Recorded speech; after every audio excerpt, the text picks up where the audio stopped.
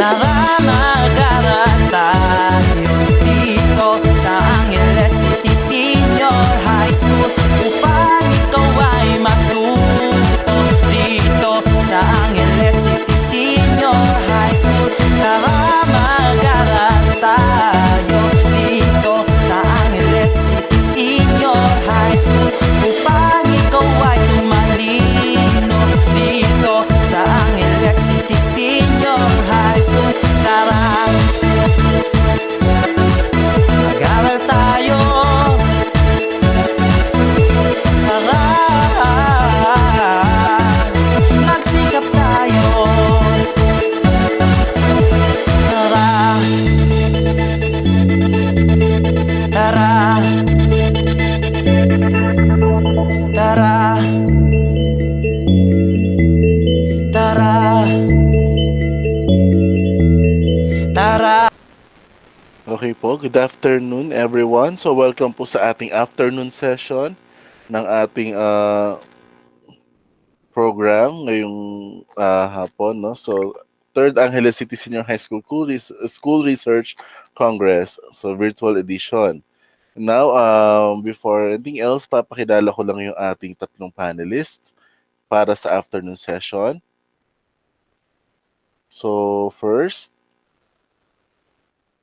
Master of Business Management, NC2 Housekeeping and Food Beverage Services, T3 in Angeles City Senior High School, Ma'am Janet Cabrera. Good afternoon, Ma'am Janet. Hello, good afternoon po. Good afternoon po. Panelist number 2, currently taking Master of Information Technology and Teacher 2, Sir Vito Dominic Sese. Good afternoon, sir. Good afternoon. Ayan, kasama ko na si Sir kaninang umaga. I hope, sir, may energy pa tayo, no? Oo nga, sir. Okay, that's good, sir. And our chairman sa panelist natin, Master of Arts in Education, major in Math, NC2 Caregiving and Wellness Massage, Teacher 3 in Angeles City Senior High School, Sir Josel Dizon. Sir, good afternoon po. Good afternoon po. Good afternoon. Yan, so correct me if I'm wrong, Sir Vito, we have Beatrice, Igor, George, and Nicolas, right? Ngayon po hapon naman. Yes po, sir. Okay po. So, ito po ang ating rules po. Ano po? Video presentation should be maximum of 15 minutes. Okay, so kung ang video po ninyo ay alam niyo 20 minutes, so siguro pwedeng hanggang 10 lang din putulin nyo for the, maglagay kayo ng 5 minutes for the wrap-up session. Always pay attention to the message box. Okay, kasi nagbibigay ng timer ang si Sir Vito kung ilan na lang minutes na natitira. You have the option also to present live kung wala kayong pre-recorded video. Okay? Then we have 5 minutes of Q&A or possible na mag-extend yan kung maraming inquiry ang ating mga panelists. Then we have start the presentation. Okay, and nasabi ko na kanina yan. Each presenting group should have a secretary for the comments and suggestion of the panelists. So after ng Q&A, yung tatlong panelists natin, question and answer muna. Then after nun, magkakaroon sila ng recommendations or suggestions. Okay? And kung meron kayong secretary, and you should have your secretary with you para i-check yung message box from time to time. Okay? Sa mga possible questions. Okay? And then, I think sa ating pong panelist, tanungin ko lang po yung ating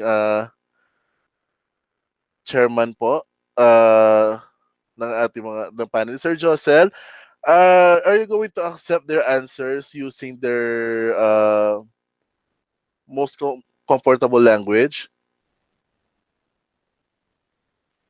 Yes po, sir. Yes po. Okay, so you can answer their questions using Filipino or English. So start na po tayo. I think, sir, Sir Vito, yung binigay niyo po sa aking video is from section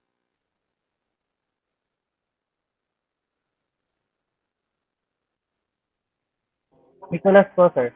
Nicolas, okay. So Beatrice, Igor, and George, you may now leave the room first. Nicolas muna tayo. A pleasant day, everyone. We are the group of Nicholas, presenting you the study, the perceptions of ACSHS Grade 12 TVL ICT in utilizing blended learning as learning modality. Now, for the introduction, the locale of our study is at Angeles City Senior High School, school year 2020-2021. The research gap is what are the perceptions of the grade 12 TVL ICT or the students in utilizing blended learning as learning modality. Now, currently the Angeles City Senior High School is conducting or using the blended learning as their learning modality, wherein the teachers use different teaching strategies to continue the effectivity and efficacy of the education amidst the pandemic. For the chapter 2, according to Paul and Jefferson in the year 2019, found out that face-to-face classroom is requires and knows to be a teacher-centered and a passive learning by the students, wherein teachers engage in students with different kinds of knowledge that fulfill their life into daily knowledge. According to Rashid, Damsin, and Abdullah in the year of 2020, stated the combination of online and face-to-face teaching components has created concerns throughout the years. Indeed, there are certain people observing on the status we have right now and how education builds different capacity through blended learning. That Chu and Gu at the year 2018 said that blended learning is a prevalent practice in higher education and many ideas, features, models, and techniques for improving blended learning. 7 performances have been extensively researched. According to Hunt, the year 2016 stated that blended classrooms are designed to meet personal learnings that need of every student by allowing teachers and mentors to formulate and personalize the educational strategies and instructions. It has the pros and cons of using blended learning.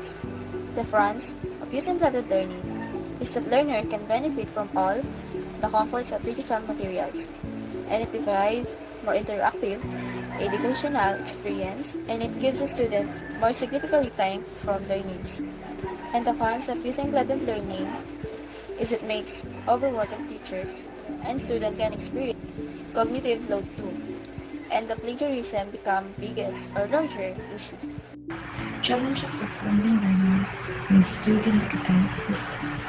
According to Evaluate 2020, blended learning is still considered fresh and emerging in the province.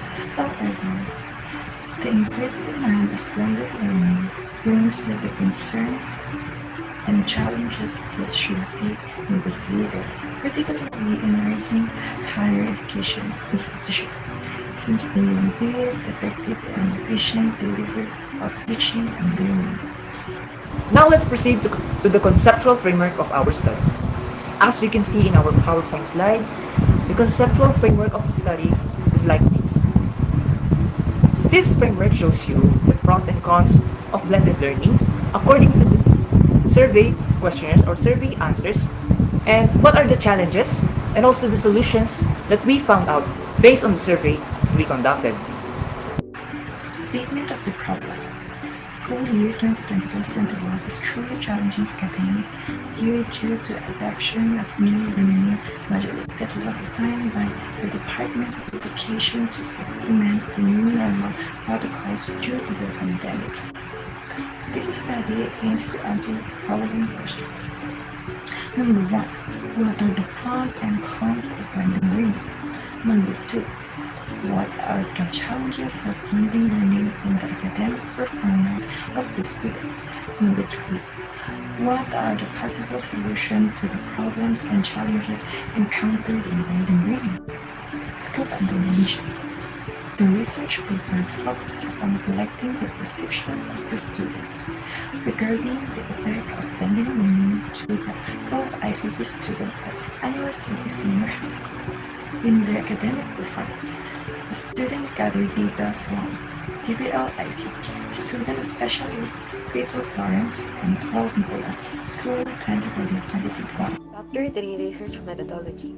For the research design, this study imposes a qualitative descriptive research design to interpret Angeles City Senior High School Grade 12 TVL ICT students' perceptions in utilizing blended learning as a learning modality.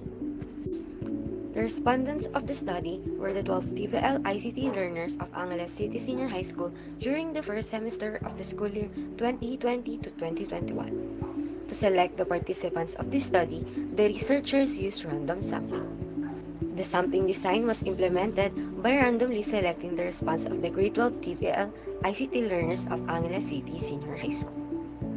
However, only 25 students were able to answer the given questions due to the lack of internet connection and available devices. Research instrument. The instrument was used a survey questionnaire and given to the grade 12 ICT learners of Angeles City Senior High School regarding the perception of ACSHS grade 12 TVL ICT students. In utilizing blended learning, the survey questionnaire is composed by 5 open-ended questions. Data analysis. The figures show the total number of responses on the survey is 25.11 or 44% are from 12 Nicolas and 14 or 56 of the respondents of the students are from 12 Lawrence. Due to lack of available devices and no internet connection, the researchers only gathered 25 responses. Results and discussion. For the result number 1, according to the response in survey, the positive effects of the blended learning are time management, enhancing of social skills and virtual skills, fast learning, efficient learning, accessible learning, easy activities, safe from COVID-19, less expenses, gain more knowledge, more family and friend time, focuses more on self and studies, reduces stress, communication enhancement, more time in exploration, less tiredness, and learning in all life. Meanwhile, based on the response in survey, the cons of blended learning education is not that totally quality as traditional learning, lack of technology knowledge, slow internet and data connection, pressure and difficulty in class, lack of focus, and lack of mental health awareness. Result number 2. Challenges of blended learning. The challenges of the blended learning that the learners have faced are the same as the cons of blended learning, and these are slow of internet connections, exhaustion, lack of gadgets, too much activities, hard to contact of teachers, decrease of motivation, and lack of mental health awareness. Result number 3. Solutions to the challenges of blended learning. The solutions that the researchers found out to the challenges of blended learning based on the survey are free high-speed internet connection, COVID-19 vaccine, face-to-face classes, continuous distribution of printed modules with less activities, free high-specs gadgets, and mental health awareness program. Now for the conclusion, the researchers therefore conclude that the pros and cons of blended learning to the Angeles City Senior High School TVL ICT students are the blended learning is a big help to the students to continue the education amidst the pandemic, and it enhances their skills in technology. However, there are students that left behind. There are students that faces headache, feel pressures, and some of the students doesn't have internet connection and no data connection, which is the hindrances or the cons and also the challenges of blended learning to the City Senior High School TVL ICT learners. The possible solution, based on the survey, the students wants to have face-to-face classes to continue the effectivity of learning and also the continuous distribution of printed modules with less activities based on the survey. The researchers therefore recommend the following based on the findings of the survey and results of the survey. The researchers recommend to have a free high-speed internet connection or data connection within the vicinity or area of Angeles City. Also, it recommended that there must be an implementation of mental health awareness as well as the distribution of high-speed or high specification of tablets supported by the government of Angeles or all the government. Also, it is recommended to have a school policy in terms of it must have a expected number of module activities, as well as distribution of printed modules, and also video lessons in all learning areas. That's all. Thank you for listening to our presentation in research.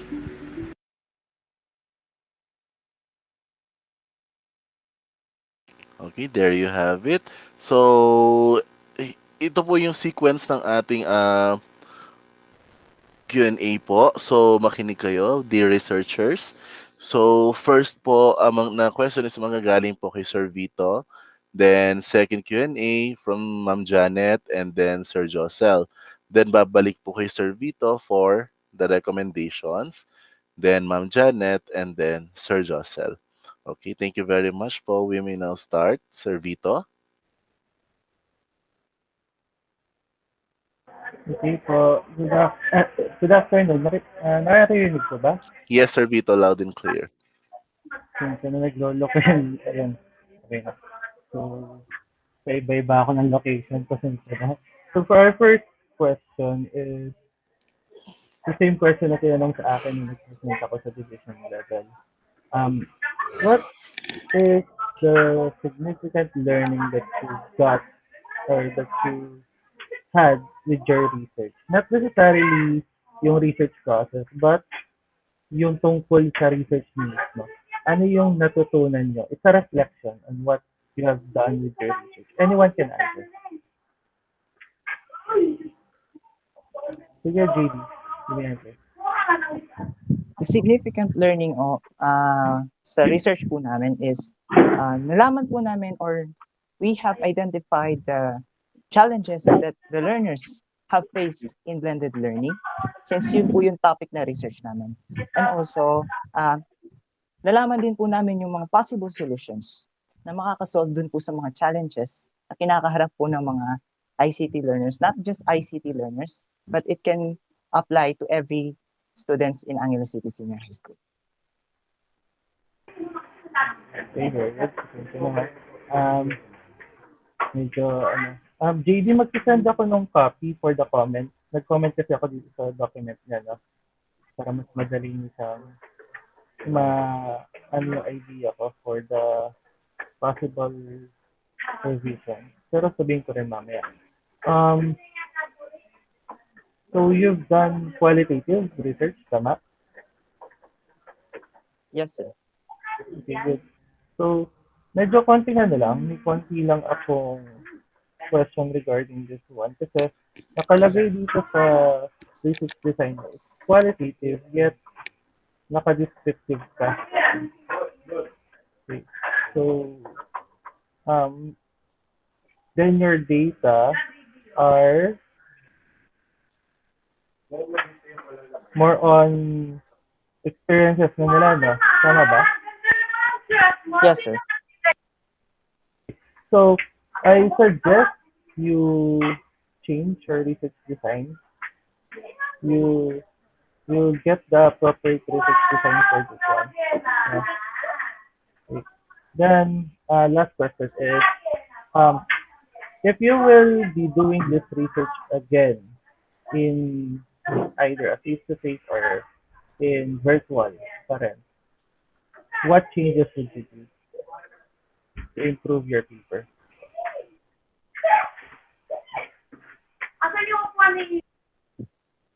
Sir, pwede po pa ulit yung question? Okay, last question. This will be open to all. If ever na uulitin niyo yung research nyo, okay, either in face-to-face or in the new normal, what changes will you do or will your group do to improve your paper?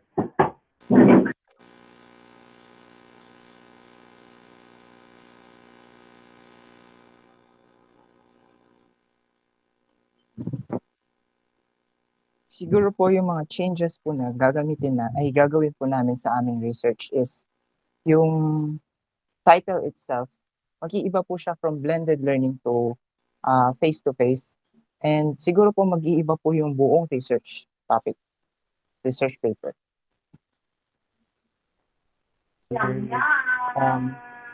Okay, that's all for me. Mamaya na lang yung mga recommendations ko about your paper. From Janet.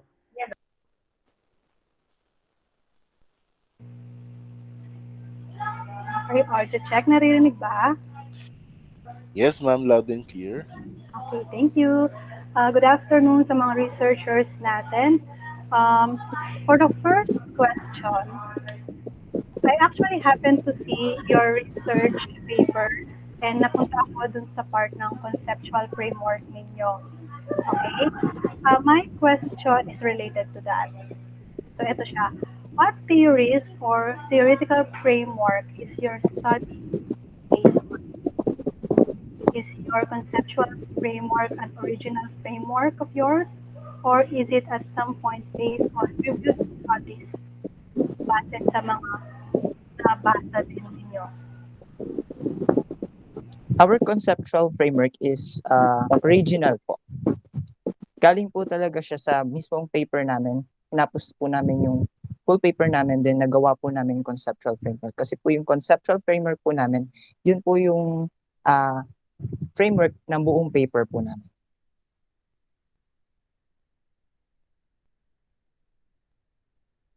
Okay, sige, I will not contest into that.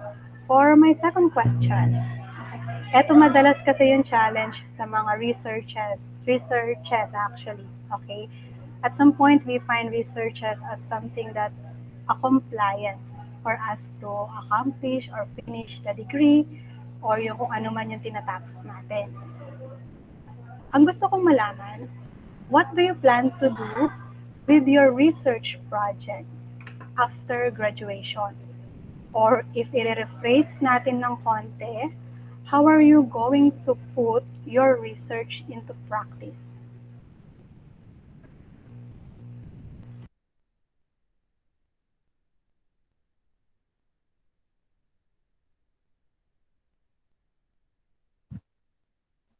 If we're going to revise our research po, ipapublish po namin do, and then it can be the reference of the future researchers kapag po meron silang katulad or kaparehong study na same po sa amin. So they can use it as reference. Therefore, we have to publish our paper if we revise and naayos po namin yung aming research paper.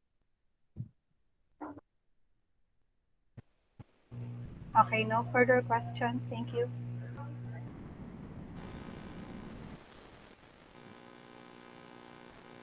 Sir Joseph? Hello, good afternoon. Narinig po ako, Sir Ron. Yes, sir, loud and clear po. Ayan po. Pasensya na po kung may nagsasalita sa tabi ko po, mga work from home. Anyway, congratulations for this research paper, no? So, kudos to all of you, my dear students. So, pinagmamalaki talaga kayo ng Angeles City Senior High School. Anyway, so some points to consider. Number one is the title. Maybe we can revise the title. Kasi merong nang umuulit, redundant na siya dun sa mismong paper. And then, ako ang nabuo ko, I formulated a title, Perception of Grade 12 Students in Utilizing Blended Learning as Learning Modality in Angeles City Senior High School.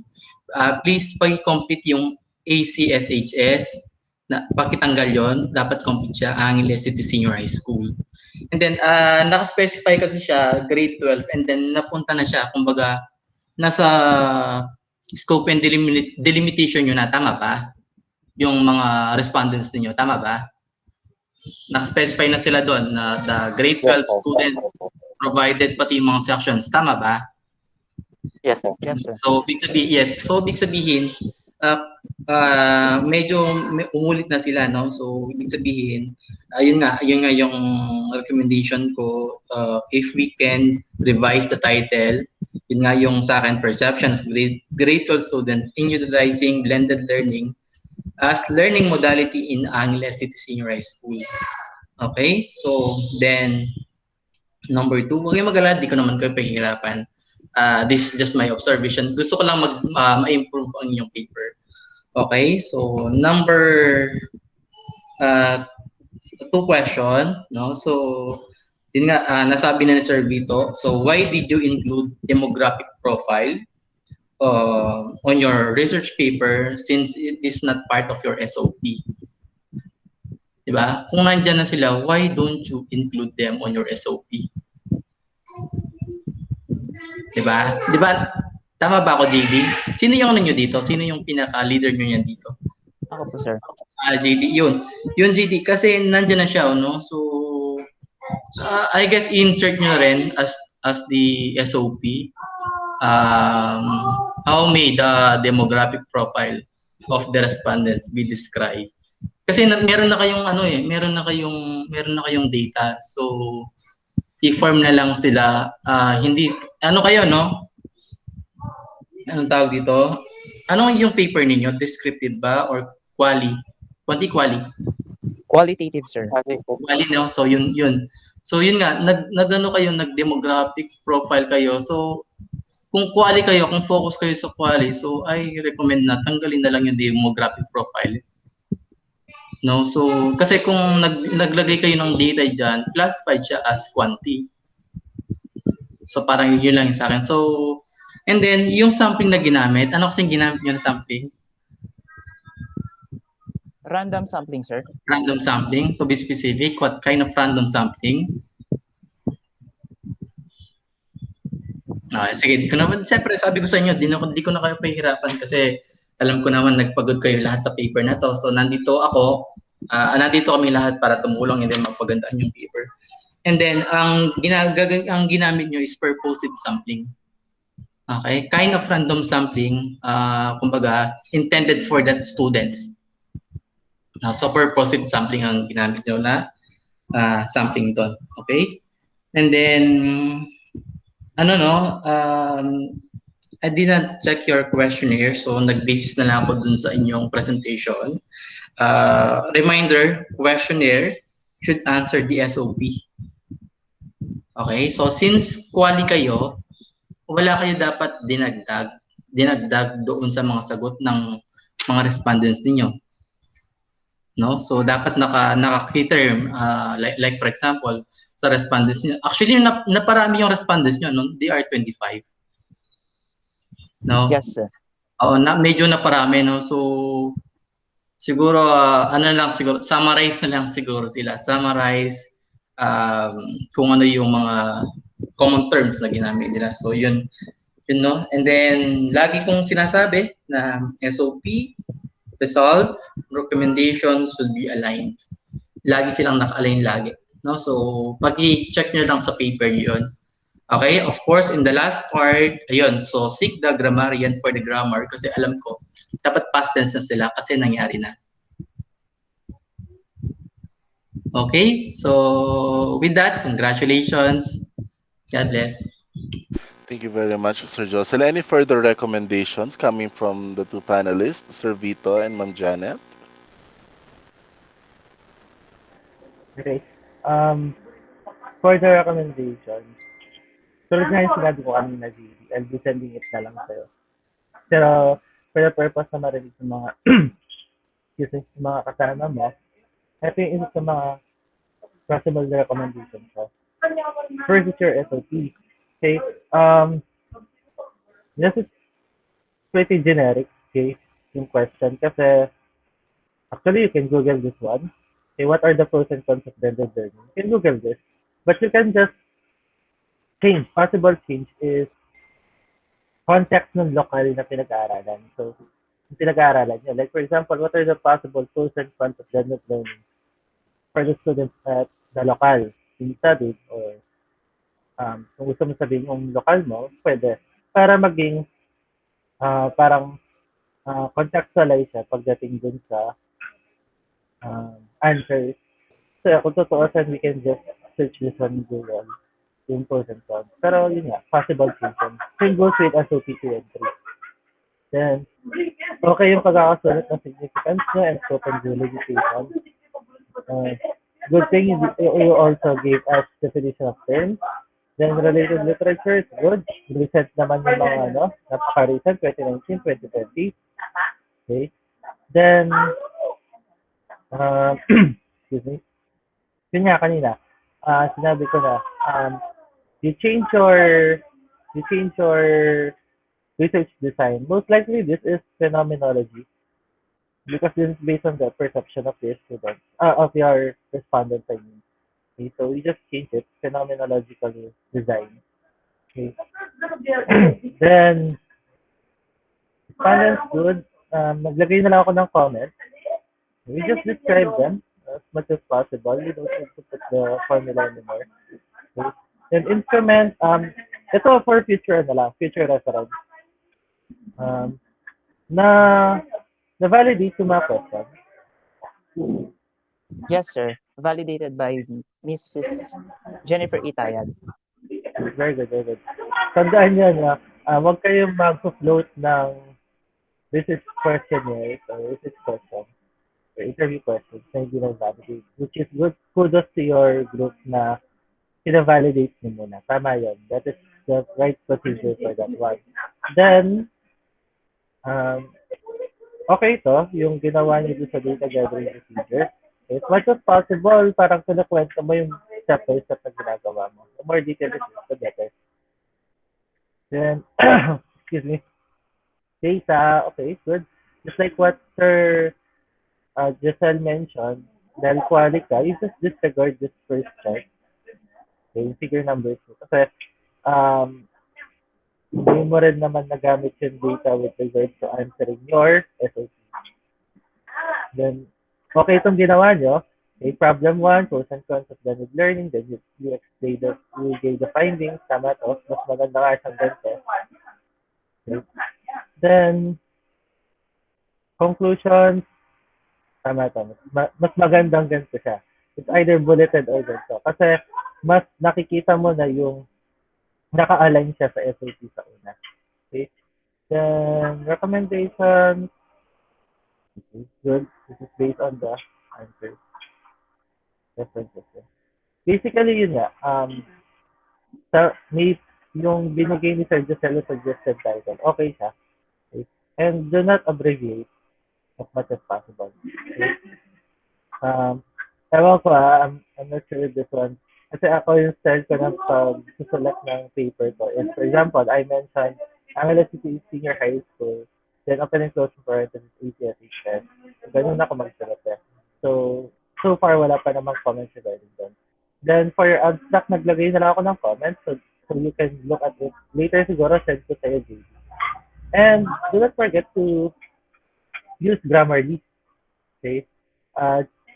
Hindi ko na muna sa'yo no, kasi dadami yung recommendation. Baka mabigla kayo. Or comments, baka mabigla kayo. So, I just let you use Grammarly to change yung ibang words, sorry, ibang use ng punctuation para mas maganda siyang tingnan. So, yun lang yung sa akin. So, Ma'am Janet.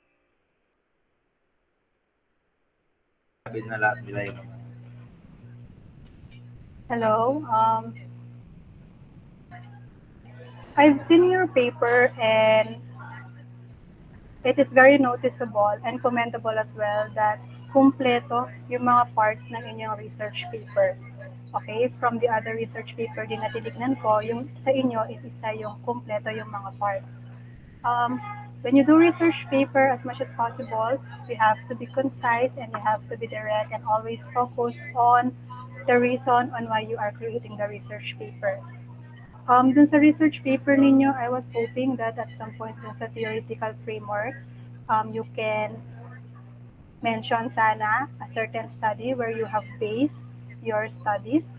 But regardless of that, still, your research study is very timely because of the situation that we have right now. Okay, kaya kahit kanina gusto kong itanong kung ano ang motivation ninyo, kung bakit nyo ginawa tong study na to, it is actually very obvious itong dinadanas natin ngayon. Okay? So, all the recommendations being given to you earlier was already mentioned by Sir Vito as well as Sir Joseph. I commend you. Very good. Complete. Maganda. Minor adjustments will be made, but those minor adjustments can be parang maano nyo naman yan, ma-edit nyo naman yan, mapapolish nyo pa yung research paper ninyo, okay? So, sa akin, yun na lang siya. So congratulations and job well done for the first presenter. Thank you, Thank you ma'am. for our first presenter and congratulations, JD's team from 12 Nicolas. So, thank you. You may now leave the Google Meet. Thank you, sir. Good day, sir. Okay. Yes, sir. Good day po. Congratulations. Okay. And now for the second presenter, we have 12 George, I guess. Tama ba? Who is the leader of 12 George? Nicole? Hello, sir. Hello, kayo na ba niyan? Yes po. Okay, do you have your pre-recorded video or are you going to present live? Live, sir. Okay, the floor is yours now. Wait, paayos ko lang po yung presentation. Okay, yan, kita na siya.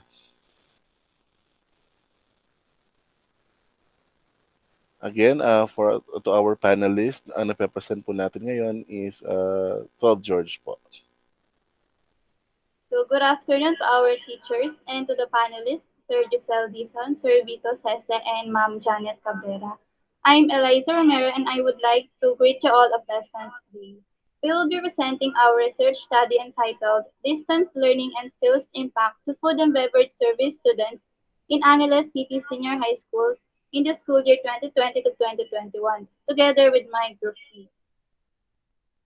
Then let's proceed with the introduction and background of the study. The Philippines was on the state of lockdown since March 2020 because of the threat of COVID-19.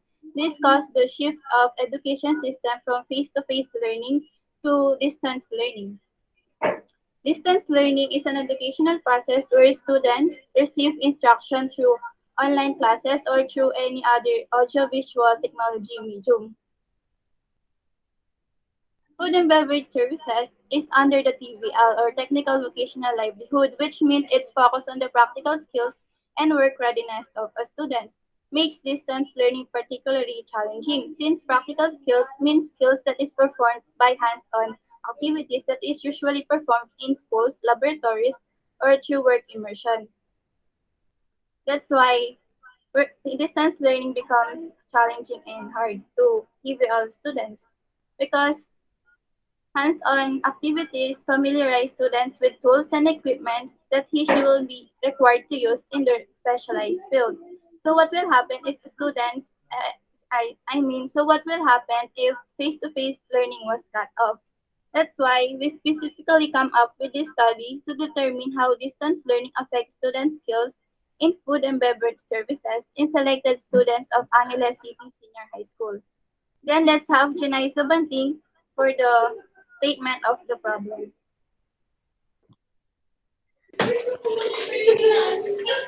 Thank you, Eliza Romero. I'm Janai Sabanting, presenting the statement of the problem. As the researcher, we aim to know how distance learning how distance learning affects student skills in food and beverage services in selected students in Angeles City Senior High School. Generally, this study aims to answer the following question. One, are there any differences in student skills in FPS between distance learning and traditional classroom learning? Two, how did the new learning style affect students' practical skills in FPS? Three, what are the possible solutions to enhance their learning and skills on FPS in distance learning? Then let's have the significance study. Thank you, Janai Sabanting. I am April Joy Deang, and proceeding to the significance of the study. This research is of great significance in the field of education to identify if distance learning has a significant impact to students' practical skills, especially to the food and beverage students. So the teachers will also help teachers in the sense of dealing with their students in the distance learning, and moreover students will benefit in this because they will know how to adjust in distance learning in order to improve their learning learning skills. So, lastly, this research can serve as related literature for future researchers who plan to explore the same topic. So, next is to next is the scope and the limitation. Thank you, April Jordeang. I'm John Ripagnang for scope and delimitation of the study. Ang, the study conducted in Angeles City Senior High School, school year 2020-2021. The, the respondents in food and beverage services students in grade 11 and the previous grade 11 students who take the face-to-face class. They are 20 respondents in grade 11 TVL.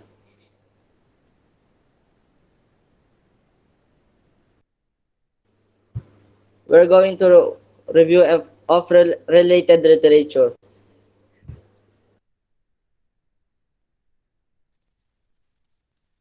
Thank you, John Ray Paglinawan, for the scope and delimitation of the study. I'm Lian Kelly Gipalan for RRL, together with Angeles Aliyah, Arjel Tupay, and April Joy Deyang. Distance learning is a form of education that provides students with no physical interaction with their teachers during their instruction, according to Simpson 2016. Due to the threat of COVID-19, distance learning has become an integral part of the education system. This results to reconstruction of learning materials and individual roles of required existing and learning competencies into more responsive model by PINAR 2021. The gap between distance learning and face-to-face learning differs in terms of sense or feeling of human touch.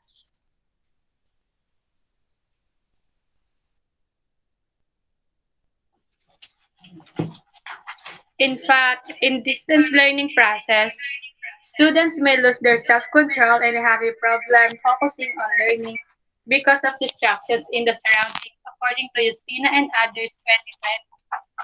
According to Baron and Whitford 2004, observed that distance learning assumes students have the requisite study skills, practical skills, and technology needed to complete each subject. According to Barud in Epadon 2015, knowledge and skills aspects are important aspects in ensuring the effectiveness of the implementation of innovation in learning. Aspects of knowledge need to be enhanced by lecturers through continuous learning and continuous application strengthen skills.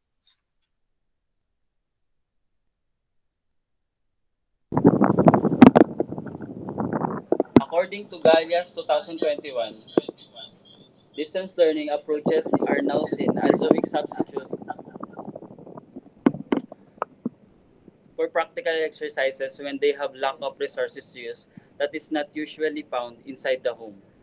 In general, TVL specialization that struggle most with adjustment to distance learning are those depend heavily on learning by doing, and those are TVL students.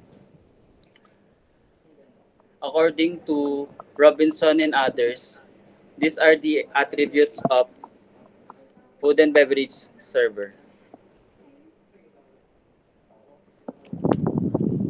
First is prepare tables or counters for meals. Second, stock the service area with supplies, for example, coffee and glassware. Third, greet customers, present menus, and help customers select menu items. Fourth, inform customers about daily specials. Fifth, record orders and place them with the kitchen and bar. Six, pick up and serve orders. Seven, check the customers are enjoying their meals and correct any problems. 8. Suggest and serve desserts and beverage. 9. Clean and reset tables. And lastly, tabulate and present bills for payment.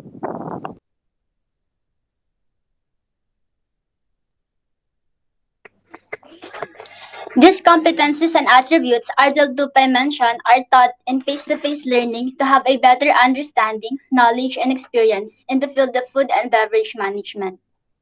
Students must participate to emphasize theoretical discussion, but in the quest not only for the knowledge of what, but for the understanding of why. An appreciation of theory should be gleaned through applied learning, resulting in the development of students' abilities to resolve real world problems and be a professional worker. By Horn and others, 2009. Then let's have the research methodology by Geraldine de la Peña.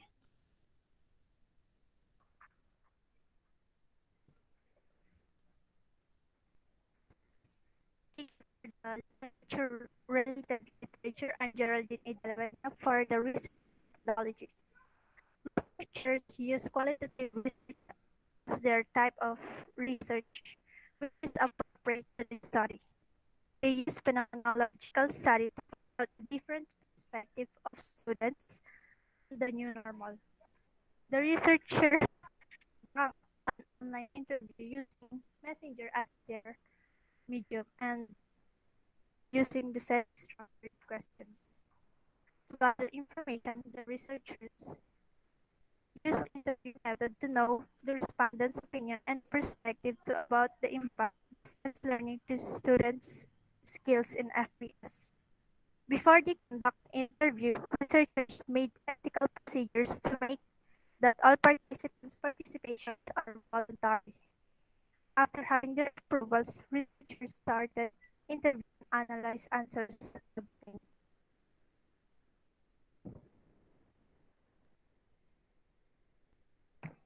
Let's have the recommendations and responsibilities here. Moving forward, we are now here on the results and discussions for the study, in which we have the phase of difference of FBS learning and distance learning and traditional classroom learning. We have here for the left side for the traditional classroom learning base. On the first outline, we have the actual guidance of teachers, known that the researchers uh, have guided out with the own experiences that the actual guidance of teacher with the actual performances being involved are literally one of the great things that the traditional classroom type of learning has been forwarded and gained with. The distance learning versus to it, having the virtual guidance of or self learning where the students tend to be the basis of having the independency within the type of learning that we have and the accurate type of guidance within the teachers are not really into it but still needing with the resources of the human power. Next, we have the affordable or available resources, actual skill related activities, medium for studying actual utilization upon services as one whole for the left side, which is the traditional classroom learning based on before the pandemic arises. So, in that way, the available types of resources that we actually have is within the books, the type of resources such as the computers, the type of equipment such as for the TVO students, which is actually for the guides to have presented like the stable settings, the plate settings, and everything as well for the services as soon as they arise with this phase of every learning and different matters within the course being set. Next, for the distance learning, we have here the last three outline, which is the lack of resources, virtual performances, disadvantages occurs, and delayed earning passage.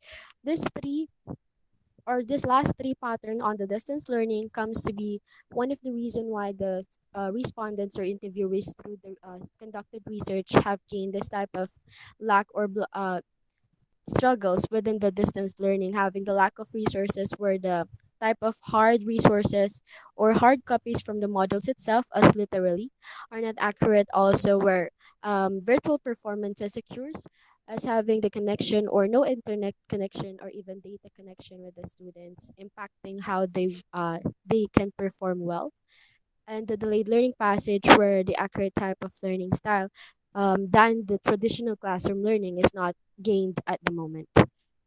Next, we have here for the impact of distance learning to food and beverage student skills. The theme will be the impact itself, and the major responses have gained four types of responses. First, we have here the social interaction.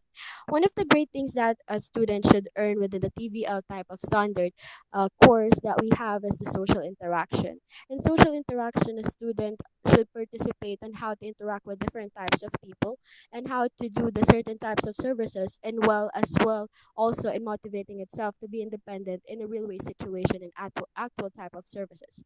Skills, communication skills issue, lack of service skills, vocabulary difficulties. I may be adding the lack of services skills as researchers have conducted as major responses from the respondents or interviewees that the lack of services skills gave a big impact on how these TVL students will learn on the distance learning. The lack of services skills might end up with the lack of natural availability or eligibility of a type of student to work on school or to work on the workplace, on the future hand, or in the entrepreneurship type of workplace. Well, next, the skills, communication issues, and the vocabulary difficulties being faced with the students or learners. Straightforward to the grade 11 students having the FBS food and beverage student skills that we have right now is one of the biggest impact also connected with the social interaction and how they can be able to communicate with the type of people, different type of people specifically in everyday learning since the services is included on how they will need to learn the type of learning being gained. Next, um, within the impacts, within the type of responses that has to be the struggles within the students, there will be always a solution made by the students also to increase their learning. And this one, they had actual utilization through the uses of Google, as far as known that the Google is one of the type of technology or high advantage technology that we have here right now as their virtual guidance with the essence of having the type of the ideas that they need to know within the matter of the study that they are conducting, which is actually within the services and the utilization of every subject that they take. Adding knowledge through virtual learning, which is actually within the asynchronous and type of education or learning modality that we have, and the synchronous also. Activities done at home about basic performance food and beverage services has said that the interviewees or the respondents through the grade 11 students have gained this type of a performances being produced on the virtual type of meeting setup, videos, performances sent through the messenger as an example for an application. And next, now moving forward, we have here the conclusion. By the end of the discussion, relying with the study of distance learning, the skills impact to food and beverage services towards learners. This will sum up the different types of aspects that occurs perfectly now on having the distance type of learning versus to the traditional classroom learning, being an impact to the students within the skills, within the learnings, and will occur one of the structure through the learner's physical physical awareness, mentally and emotionally uh, conducted through the way of learning the services skills and the path on matter. Concluding the impacts and threshold of learners through distance learning. Also, the researchers have gained the recommendation where it sums up about the way on how it will be through the involvement of the virtual practices to learners as one of the great things that can be happen through the distance learning. And next we have for the recommendation is the time considering the needed dedication of every subject, the time consuming on where the students must occupy all the time available for all the students, and upon knowing the teacher within them with a certain time of learning or with a certain time of or day specifically. Focus the direct and needed studies to lessen the time consuming. Prepare more for the new type of educational features, advantaging moving forward with the type of features that we have in the distance learning. The interviewees or respondents, such as the students from grade 11, FBS, or food and beverage services, have gained this type of recommendations within the researchers that conducted the study to be more specifically gained perfectly fine, even if the pandemic era arises, where as conclusion and recommendation that this study refers to the impacts that had lead to the students of FBS learning competencies within the distance learning we have right now versus the traditional type of learning, with the solutions also that they have gained and surpassing the school year of 2020 and 2021.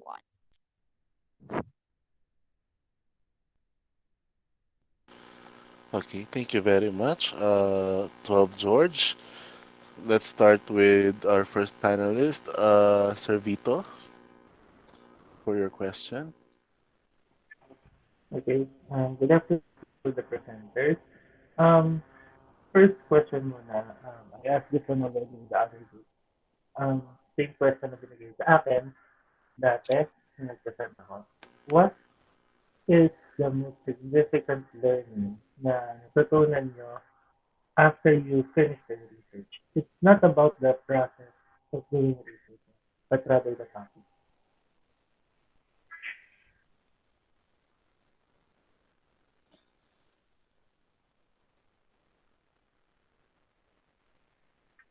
Nakuha ba? Yes, Sophia. The most significant type of study that we have gained on this research conducted, um, not by the process or literally speaking, is the way on how to perform meaning of uh, the right meaning of learning more through uh, different types of phases. So the significance of the study na we are referring is not just because of the study we have made. It is also because of the study that gives into us the type of the type of activities which is actually like this, learning on how to prepare and learn more within different types of phases of life, since this is a pandemic era that we have right now, sir.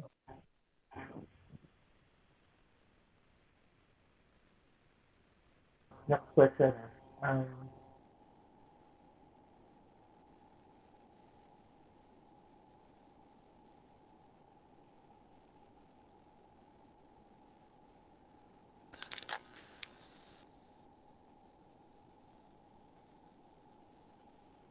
How can you measure that uh, they are not the same criteria, the same um,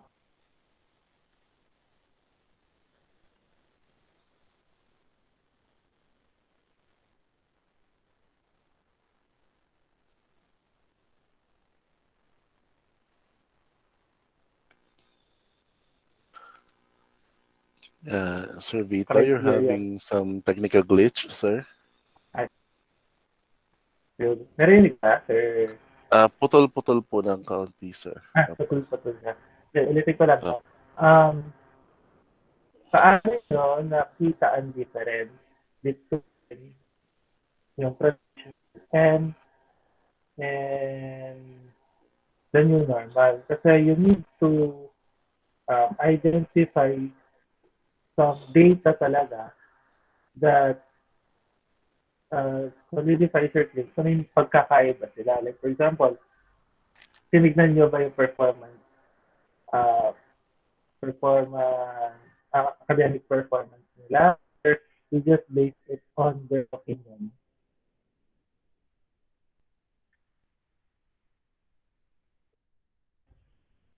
Sino nag-ask ng kamay? Kung siya na. Geraldine? Sagot niyo ba Yes si po, sir. Geraldine? Okay, Hello Geraldine. po, sir. Yes. Hello po. Okay, Geraldine, you may answer the question. Hello po. Hello, narinig ka namin, Geraldine. Naririnig po ba, sir? Yes, na loud and clear. So, yun po. Nagkanak po yung... Sige, sorry. Ako yung nawawalan ng net. Nag-conduct po kami ng online interview po. Gamit po yung messenger. Tapos po, nag-ask po kami ng different questions sa grade 11 and grade 12 po para po ma-differentiate po namin kung ano po yung pinagkaiba ng learning po ng grade 11 tsaka grade 12 po ng ngayong hands-on tsaka distance learning po, sir. Okay, doon tayo magkakaroon ng konting problem. Kasi, tulad nga yung sinabi ko kanina, ah, hindi mo makikita ang pagkakaiba ng skills. Wait lang verify ko lang. Ang skills ng students, kung magkaibang students sila. Like for example, si grade 11, ito compare mo sa kay grade 12. Kasi magkaibang scenario. Possible, ang ginawa niyo sana is si grade 12 na lang yung tinanong nyo para yung experience niya is the same, siya pa rin yung taong yon at yung difference makikita niya. Kasi mahirap siya i-compare if magkaibang tao talaga sila. Okay? Possible also, it's not differences but rather paano ko ba ito? Yung perceive nila. Kasi if you just talk about difference, kailangan mo munang i-verify yan through numerical. Like for example, ang skill level ba ni, for example, ang skill level ba ni student 1 is mataas, let's say 90%, nung siya ay nasa traditional, tapos bigla siya bumaba ng 80% um, sa sa new normal. Okay? That's how you see the difference. But again, we can use your data as of now. Papalitan lang natin yung inyong SAT. So, if use opinions nila, possible, lagay na lang um, opinions on the different uh, skills or something related to that na connected din sa question number 1 nyo. Same goes, ito kasi opinion. Uh,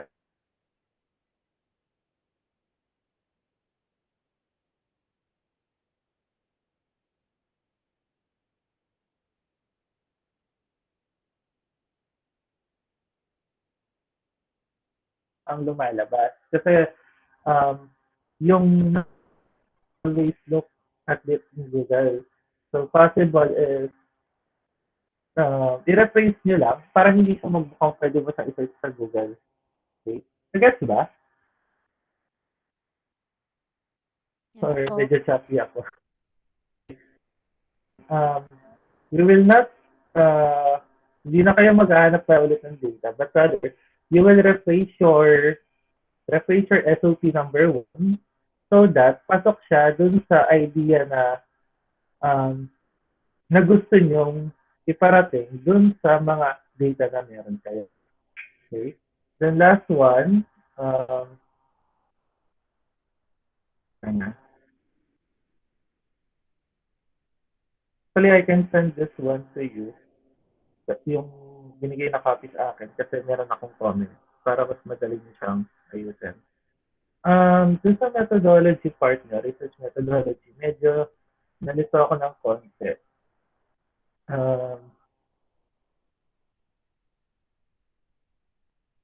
Hindi niya na-mention what kind of, ayun, na-mention pala, sorry. Sa phenomenological, isa, mas maganda siguro if you put subtitles for each, hindi nalilito yung mga states. Okay? Yung ano ko na lang, another concern, you use a standard-based question or nagpa-validate kayo before you gave your Google form. Pina-validate nyo muna. Pina-check nyo muna yung questionnaire mo.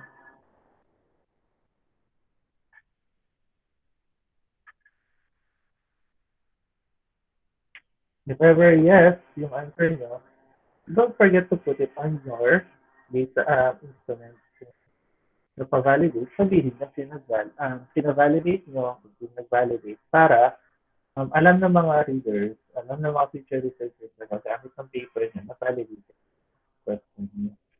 Okay, with that, I'll end my question. Mamaya na lang ibang suggestion. Thank you very much, Sir Vito. Next, Sir Josel.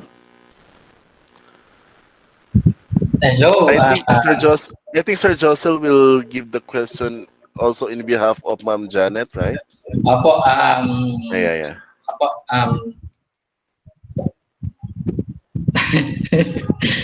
Ayan po, medyo napahaba yung ano ni Sir Vito pero okay lang. Kasi actually, we are talking on your paper, my dear students.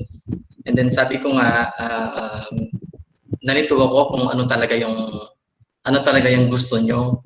Mag-comparative study kayo, mag-qualitative study kayo, pero ang mga question ninyo more on quanti.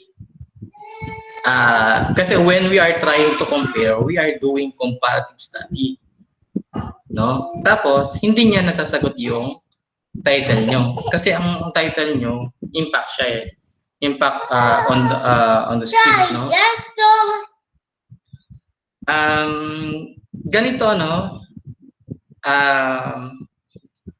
If ever po ba, sino po ba yung ano natin dito? Sir, ikaw, Sir Vito, if ever po ba na aayusin pa yung paper, and then magre-redefend po sila, mabibigyan pa rin po ba sila ng time? Or hanggang kailan po, sir? Actually, sir, ang gagawin na lang nila is revise the paper, pa-check sa then submit na po kay editor. Opo, kasi po I myself, I am more than willing to help po these students no po. Sabihin na lang po natin na meron pong aspects of the paper that dive on the research title. So meron pong mga process na hindi naman po kailangan pero ginawa. Like for example, yun nga po sir, yung we are comparing no yung traditional tsaka distance learning where in fact hindi naman siya part ng ating title, no? Kasi parang ang tingin ko doon sa title ninyo, actually binago ko nga yung title nyo, nilagay ko nga, Impact of Distance Learning on the Skills of TVL Students in Angeles Senior High School. So expect ko, yun yung makikita ko. So nung pagka ano ko yung content niya, kaya nga tamang-tama na pinresent nyo lahat sila, at least nakita ko yung buong paper ninyo. So, I guess, I suggest for this group, you need to revise your paper. We have to be specific regarding with your study. Yun nga, ang recommend ko, itong gamitin ninyo para ito yung lahat ang guide nyo. Impact of distance learning on the skills of TVL students in Angeles City Senior High School. So meron lang mga parts ng research ninyo na kailangan tanggalin na. Like yun nga, yung is there a significant difference between anong connect nun so on your title, wala siyang connection. So maybe ang gagamitin nyo is quali. No? Para makita natin yung impact kasi pag-impact kasi dapat meron siyang yung okay ba, very good ba, meron bang natutunan regardless of the distance learning. Kasi hindi naman natin pwedeng pag-compare yung dalawa, yung face-to-face at saka yung distance learning kasi magkaiba sila. So, ang pwede lang natin gawin, alin doon sa dalawa ang pinakamaganda na or mas maganda na ma-improve ang skills ng mga PBL students. Yan siguro. So, ito po, recommendation ko, wag kayong malulungkot, my dear students. We're just helping you on your paper. I myself, I am more than willing to help you, to guide you. Just PM me para maayos natin yung paper nyo. Sir Vito, if ever po na mag-defend sila, kayo na po yung magbigay ng sir. Magre-defend po sila, sir. Konting arrangement lang po natin, sir, para fit lahat po, sir, doon sa content at saka doon sa title. Sir Vito. Okay lang ba? Okay lang. Sino yung ano nyo dito? Leader. Nalungkot yata sila. Sophia? Hello? Sino yung leader? Sinong leader nyo dito? Hello? Sophia, ikaw ba yung leader Narinig dito? ka, Sophia. Okay. Yes po. Sophia, ikaw ba yung leader dito? Yes po. Ayun, no.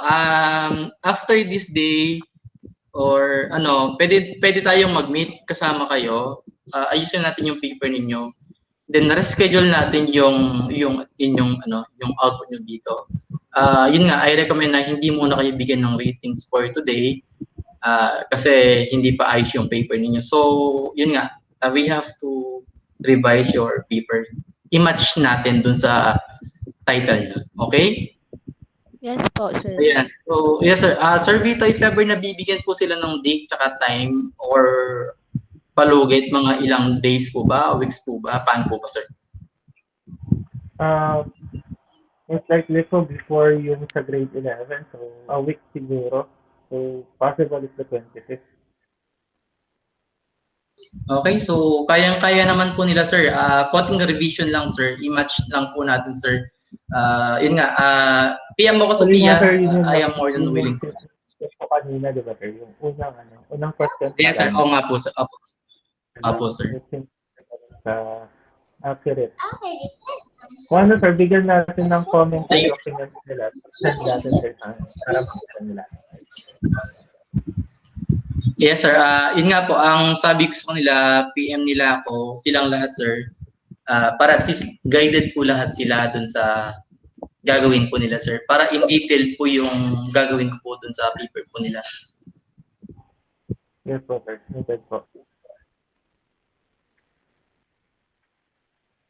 Okay. Sir Ronald? Okay, thank you very much po. So, Sir Vito, any further recommendations? Wala na po. Actually po, yun din po yung possible if you Okay. if you want after day or pwede start tayo after the mismong activity natin for today. Willing naman kami ni Sir Giselle to extend our time to help you kasi napansin namin na medyo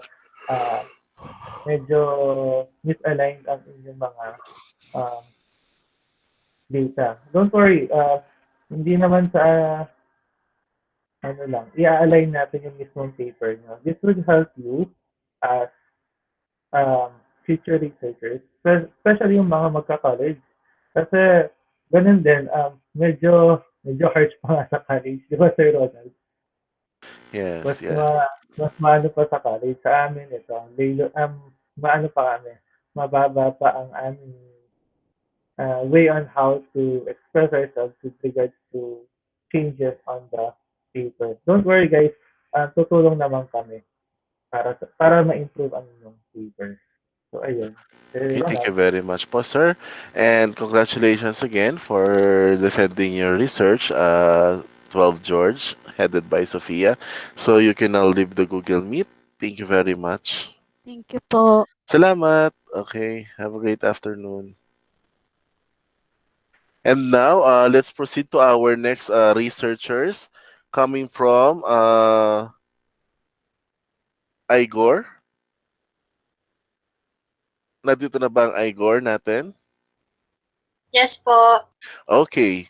So, sino ang leader natin sa Igor? Ako po. Okay. Hello, Miss April and Garcia. Okay, we can start now the presentation. Do you have your pre-recorded video or live presentation? Recorded video po. Okay. Just make sure that is 10 to 15 minutes, okay?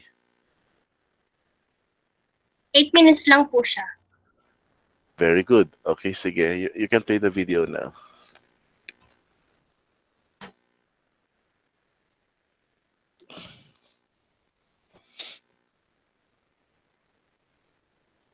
Nakikita na po. Yes.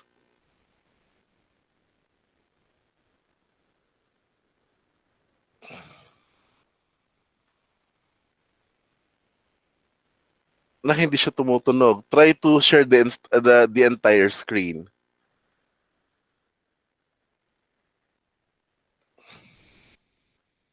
Ilagay mo, share entire screen, tapos play.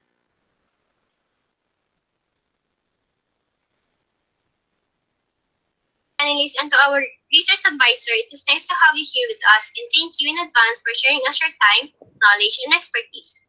I'm April Ann Garcia from Telbigor. Now will be presenting our research paper entitled Development of Banana Bread, Grade 12 TVL Students of Angeles City Senior High School. For the background of the study, in Angeles City Senior High School, Many students choose the bread and pastry production under the home economics strand and trivial track, or also known as baking and pastry production. This strand develops the abilities of students in planning, distinctive introduction to strategies, sanitation, and safety, in creating bakery pastry items, cakes, and sweets. The majority of the classes being held today are online because of the coronavirus outbreak. But despite that, teachers found many ways to teach students using our technology, and as the 21st century emerged, many students already know how this technology works. Baking is much harder than cooking, but with a lot of available online tutorials on different media platforms, students can bake without any face-to-face interaction. As the new normal emerged, many people are stuck at their homes and trying different hobbies like baking. It becomes a major for them. There are limitless choices when it comes to baking, and one of those is the banana bread. People post their freshly banana bread on their social media platforms. It becomes a trend and it's easy to make. Some even made a business out of it even now. Banana bread's recipes over the decades have in common bananas, sweeteners, chemical leavening, fat, and flour. Tackle banana bread recipe began being published in cookbooks around the Great Depression, as resourceful housewives did not wish to throw away overripe bananas. The U.S. supplies of bananas comes from Central America. There are not many bananas in the U.S. until the turn of the 20th century. The fruit ripened and rotten too quickly to travel far by ship. Banana bread first became a standard feature of American cookbooks with the popularization of baking soda and baking powder in the 1930s, appeared in Pillsbury 1933, Balanced Recipes Cookbook, and later gained more acceptance with the release of the original Chiquita Bananas recipe book in 1950. National Banana Bread Day is the 23rd of February. Bananas appeared in the US in the 1870s, and it took a while for them to appear as ingredients items for desserts. It was investigated if overripe bananas could be used in the form of banana bread, and it was found that the blacker the banana, the sweeter it is. Only double-check the fruit as not gone bad. This makes banana bread of the ideal use for those overripe bananas. For the conceptual framework, we have here the input, which is organizing the questionnaire that is suited for the statement of the problem. Process, conducting survey and tallying the gathered data from the participants. And lastly, the output, wherein the statement of the problem, the study will be answered. Next, we have the statement of the problem, where number 1 states how do the participants know about banana bread, how they develop their banana bread, what are the methods they use making banana bread, and last, what is the most important element to consider in a banana bread. For the scope and elimination, this study is limited to people who have eaten, purchased, and make banana bread. This study will also be conducted around Tagdan, Angeles City only. For the methods, under quantitative research, this study used conductive research design as we sought to discuss the development of banana bread. Random sampling was utilized in the selection of the participants. The participants of the study are B15 residents living in Pandan, Angeles City, Pampanga. For the research instrument, we created a survey questionnaire using data from other related research studies that are suitable for the study, and use Google form containing the survey questionnaire for the convenience of both the researcher and the participants that are willing to be the part of the study.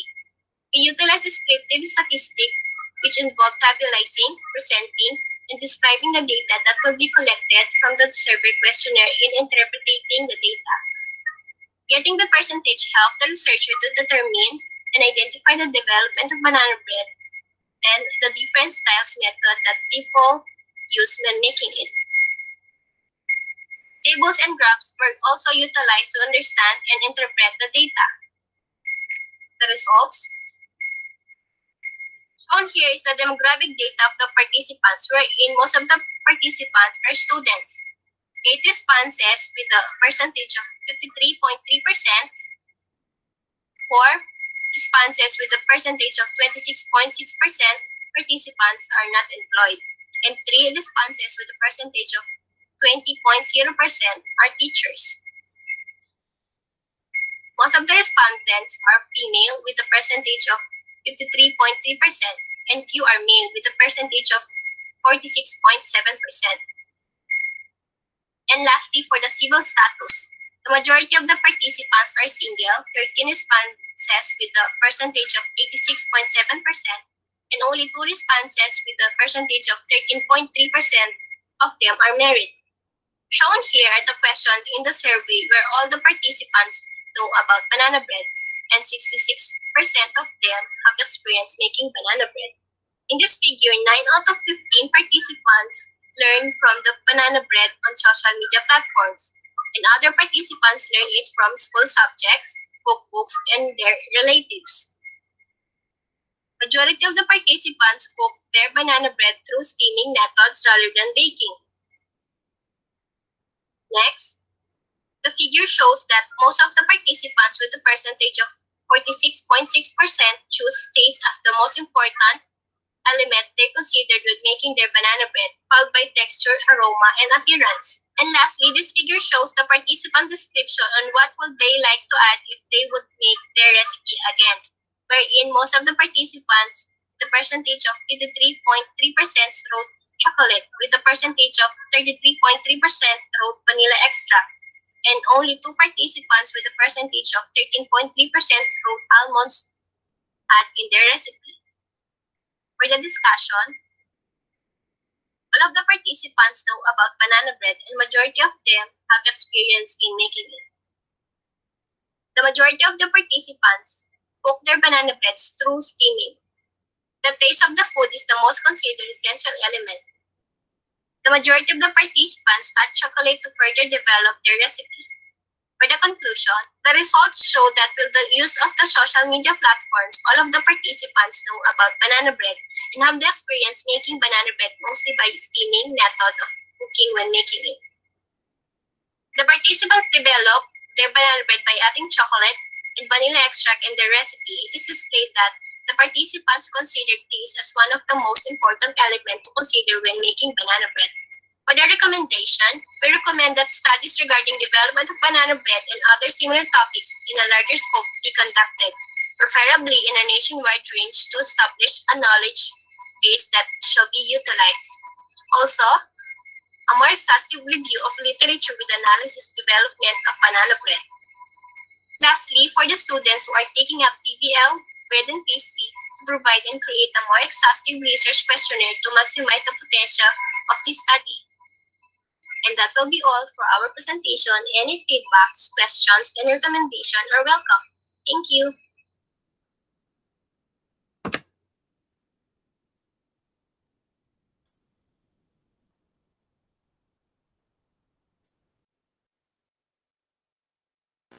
Okay, so start tayo. Okay, subukan natin mag-start naman kay Sir Josel.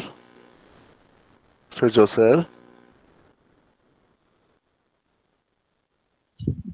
Ayan, nauna sa akin, no? Opo. Um, Tapos kay Sir Vita naman po yan. Subukan natin. Ayan. Ay, wag na po ako mag-open ng video ha. Kasi, may anak, yung anak ko kasi. Nagde-defend din, sir. Opo, nagde-defend din. Jay! Okay, so grade 12, ano sa Igor? Tama po ba, sir? Yes, sir. Igor po. Grade 12, Igor. Ayan, kinakabahan na yata sila. Anyway, kung yung kakabahan, no, kasi for as long as tama naman, nandito kami to help, no, and then to improve your research paper kung sakaling meron kaming maitulong. Anyway, sa title niyo kasi, Development of Banana Bread of Grade 12 TVL students in Angeles City Senior High School. So, kahit wala na school year 2020-2021, no?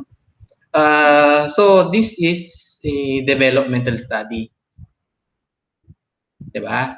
So, ibig sabihin, dun sa title ninyo, meron kayong dinevelop na banana bread. Tama ba? Yes po. So, kailangan meron kayong output dito. Opo.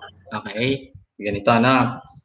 Ngayon, kapag developmental, gumamit kayo ng questionnaire. Opo. So, yung questionnaire ninyo, dapat ang sinasagot niya yung mga SOP nyo. Okay? Siyempre, dapat validated yun. Tama ba? Okay?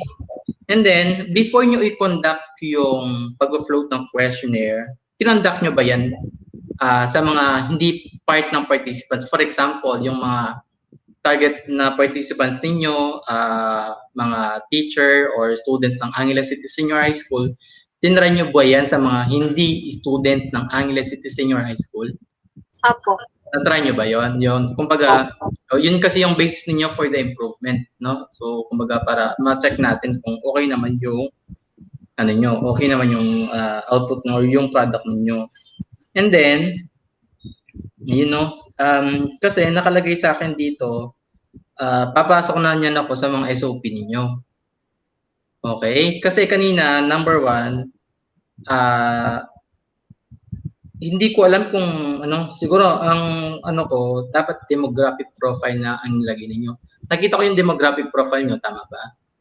Kasi doon sa study niyo kailangan sinasagot niya yung title nyo, no, doon sa mga SOP nyo. Like for example, yung demographic profile, number 1 dapat yon. Number 2, kung ano ang itsura, lasa, no, and so on and so forth, based doon sa natikman nila or na-develop niyo na banana bread. Okay? Then sa number 3 nun, ano yung comments and suggestions na pwede ninyong ma-improve pa, no, para doon sa inyong final output na banana bread. Ang tanong, nagawa ba lahat yon? Yes po. Oh. Pero hindi yun yung nasa hindi yun yung nasa mga SOP nyo. Diba? O kahit balikan nyo yung SOP ninyo. Diba? Dapat kasi siya, developmental study. So, focusing on the development or develop. Kumbaga, ang develop na kasi yung pinaka-output na natin dito eh. So, kumbaga, dun sa mga questionnaire, yun yung maging reference para makapaggawa kayo ng develop na output. Yun nga yung banana bread.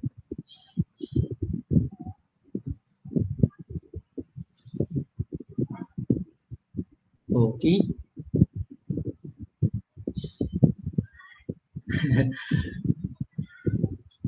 Developmental kasi yung pinili nyo eh. So, ibig sabihin, kailangan meron tayong sinusunod na procedure. Kasi developmental study siya. So, realign lang natin. Realign lang natin kasi yung question nyo, number 1, how do you know, or parang ganun yung question nyo, no? Do you know banana bread? Diba? Parang ganun yung, parang kasing lumalabas dun sa needs to study. Kumbaga, parang ang tinatarget nyo yata doon, hindi siya dapat part nung SOP ninyo, but parang guide nyo siya, bakit kailangan nyong i-conduct ang study na to. So, mas hindi nakakalam sa banana bread. So, big sabihin, mas more siya na kailangan siyang may push. Kasi nga, hindi siya well-known sa mga respondents, sa mga napili niyong respondents. So, hindi sila familiar. So, yun, no? Kaso nga lang, yun nga, yung developmental na pinili nyo, hindi sila nag-jive dun sa SOP ninyo. Ganon din siguro, no? I may suggest, i-realign lang natin sila. Same lang nung kanina, no? Meron na dyan naman yung mga data ninyo, kompleto naman kayo. Yun nga lang, kailangan lang silang i-realign based dun sa target ninyo na title. No? So in short, yung SOP ninyo, hindi niya sinasagot yung title ninyo. Tahimik sila. Sir Vito, baka may gusto kong idagdag, pero ako, recommendation ko, sir, isabay sila dun sa isa, sir. I-realign lang natin yung paper. Actually, sir, gusto ko malaman if, starting of development, yung paggawa, or nagawa na. Kasi kung start of development, dapat alam nila yun. Actually, kung start of development, meron silang magagamit na konting data dun sa kanilang uh, result. Pero again, you need to realign some questions. Pero kung nakagawa na sila ng product, narinig ko kanina, parang, di ba kasi ano mo, yung ano ba yung taste, yung texture, gano'n. Na-mention mo kanina, di ba, sir? If meron silang Sir, medyo data, medyo maingin lang, sir. Sorry. ay, sorry, Ako, sorry. sir. Okay lang, sir. Bali, ganito po. Meron ba kayong data about sa mismong banana bread nyo? Like, for example, yung I mean, kung pinatry nyo ba siya sa mga respondents nyo or something like that. Meron Opo, kayong ganung data? meron po Meron. kami. So, ano yung tinanong nyo sa kanila regarding dun sa product, dun sa banana bread nyo? Ano po yung ma-add nila kapag po, kunyari po, i-improve po nila yung pagluto po nila. So improvement na agad. So, possible, sana, Tsaka, hindi niyo tinanong ano yung kanilang, kunyari, in a scale of 1 to 5, ano yung possible nilang score na bibigay with regards to taste, texture, amoy, gano'n. Natanong niyo yun? meron po, opo. Okay, good. Kasi, mas madali ang magiging revisions niyan if you have the data already. Possible, after this program, ipa-message niyo ako or, ay, mga, no? Ano ko, sino yung teacher niyo pala? Para ko inform ko na lang. Oo, coordinate tayo sa advisor. I mean, teacher. Coordinate sa advisor. Sir Abel po. Sir Abel. Kasi meron akong same study sila, product development. Yung SOP nila, pasok na pasok dun sa sa paper nyo. Which is yun naman talaga, most of the time, ang tinatanong, like the texture, aroma, taste, appearance, yan. Opo, meron po kami ng Pwede kong pakita sa inyo. Kung may data na kayo, i-align lang natin si SOP. Hindi na ganun kalaki ang inyong papalitan sa paper nyo. If I will coordinate with Sir Abel, para possible by this, kung okay na sa inyo, after the program or weekend, para next week, tapos na yung revisions mo. Kahit i-google meet na lang natin. Pwede kong i-share sa inyo yung document na sinasabi ko para mas aligned yung gusto yung mangyari yung sa paper niyo. Okay. Thank you very much. Actually, part na rin yun ang suggestion ko.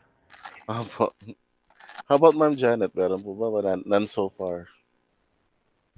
Yun sir, na carry over na po yung... Carry over na.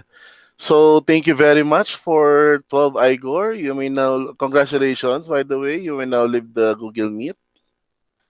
I hope the instructions were clear. Okay.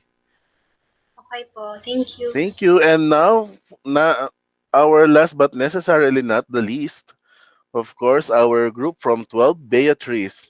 Nandito na ba ang 12 Beatrice natin? Ay, ba teacher na lang ang nandito? Alala, sir.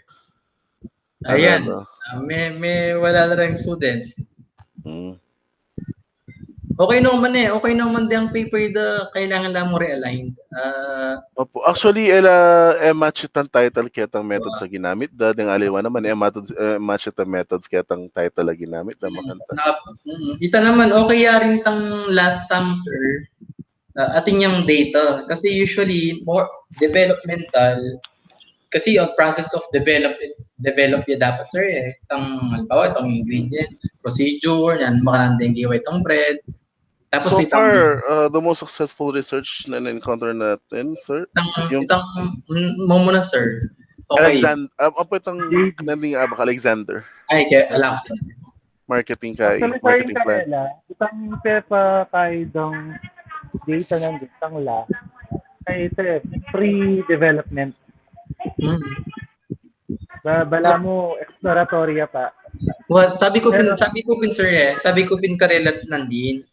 Nan bang idea kang nan bang idea da kitang kai kitang ninda banana bread. Itapin tong question mo sir kasi based kitang kay that development niya kasi development Sir of bread Vito, yun. recorded pa tayo. pwede ko na ma-cut, sir. Ay, Ayan. ikat mo niya sa ayun. Yan, bantang may pag-share tam sir kitang banana bread kasi dapat since developmental ya at may kailan needs to study. Kumbaga, do you know Kailangan banana bread? Yes or no? So, biscuit ang kay, pag bignola, mas matas yung chance na di po siya dapat yung title. Kasi apin ang number one kay na, number one SOP, no? Naaliya, kaya naali niya sa sagutan. Itang title, dapat ita sagutan na, sagutan niya mo ita, nung kailangan may bang i-push yung study ngayon ni orally. Pero ang ginawa daw, binigay SOP. So, di ba? Dapat yung number one SOP da ka rin, how made for example, ingredients, procedure. Itang makabuklulapin yung kalisan Yeah. niya.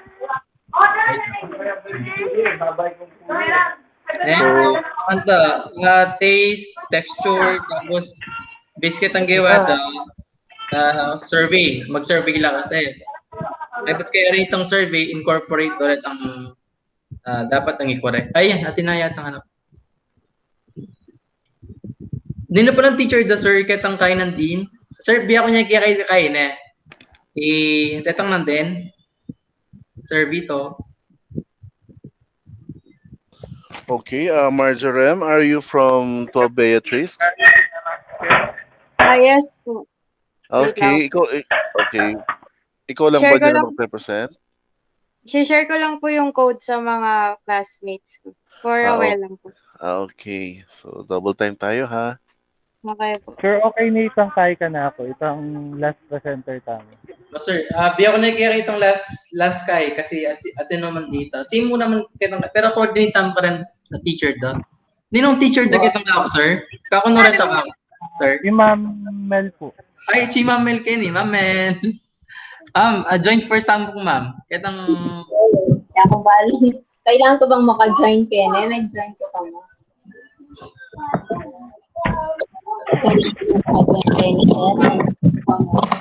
Ma'am Mel, may sabi ta mo later nung naning planta ka retang anak ni Ma'am Banta. Ikaw bala ma'am nung bremi ka tang ba?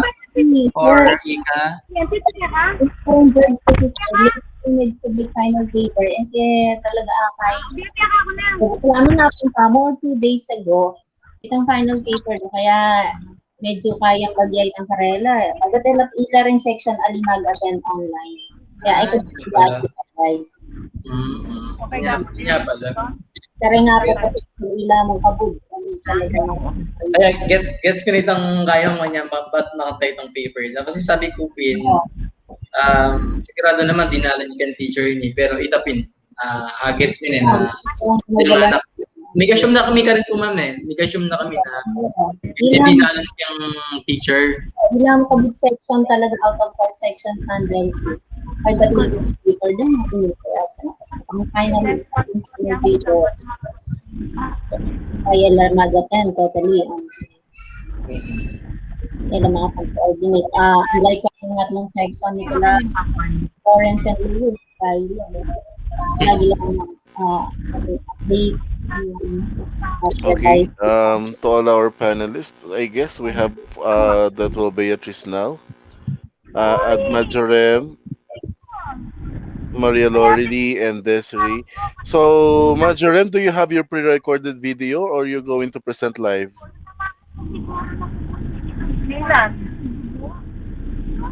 May video po kami. Okay. So, may I remind you that the video should at least 10 to 15 minutes, okay? So, we can start now? Okay. The floor is yours.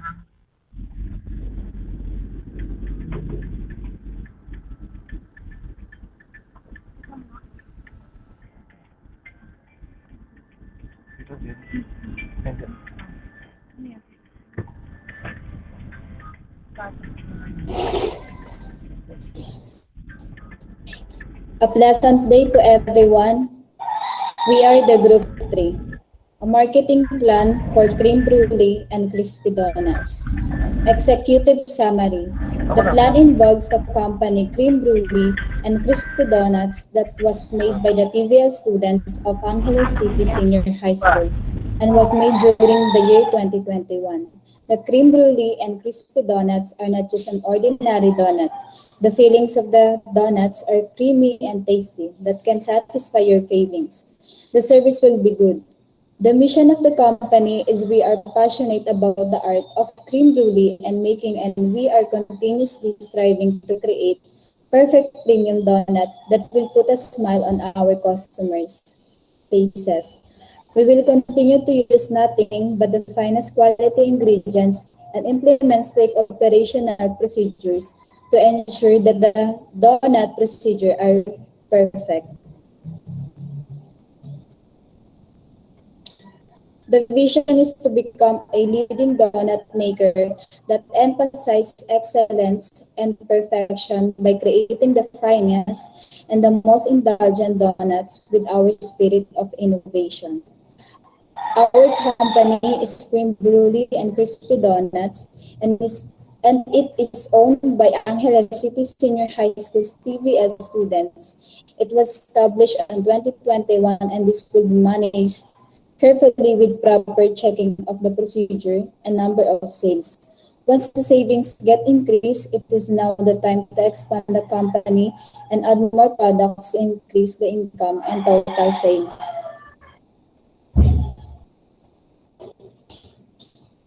Situational analysis, donut market forecast by regions, type and application with sales and revenue from 2021 to 2026. Donuts market share, distributors, major suppliers, changing price patterns, and the supply chain of raw materials is highlighted in the report.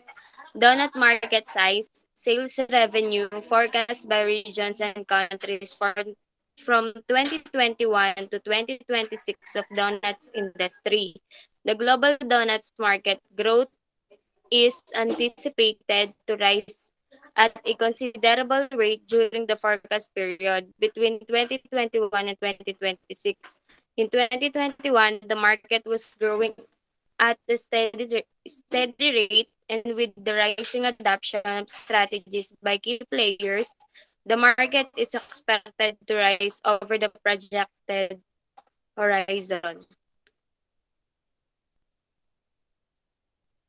Situational analysis. The market of donuts in Asia Pacific reached USD 8 billion in 2016,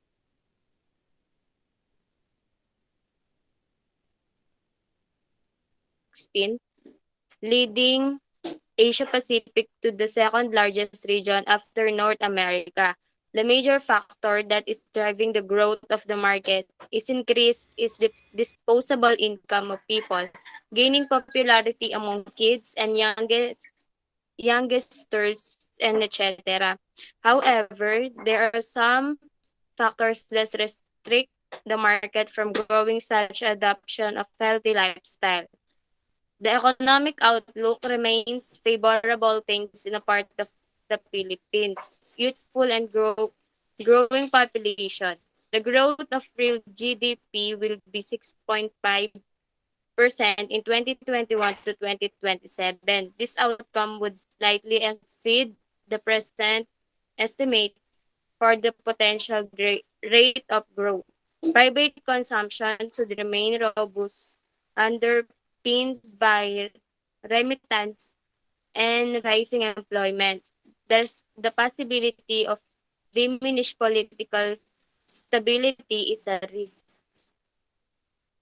Panelists, and to our research advisor, it is nice to have you here with us, and thank you in advance for sharing us your time, knowledge, and expertise. I'm April Ann Garcia from Del Vigor. Now we'll be presenting our research paper entitled Development of Banana Bread, Grade 12 TVL Students of Angeles City Senior High School.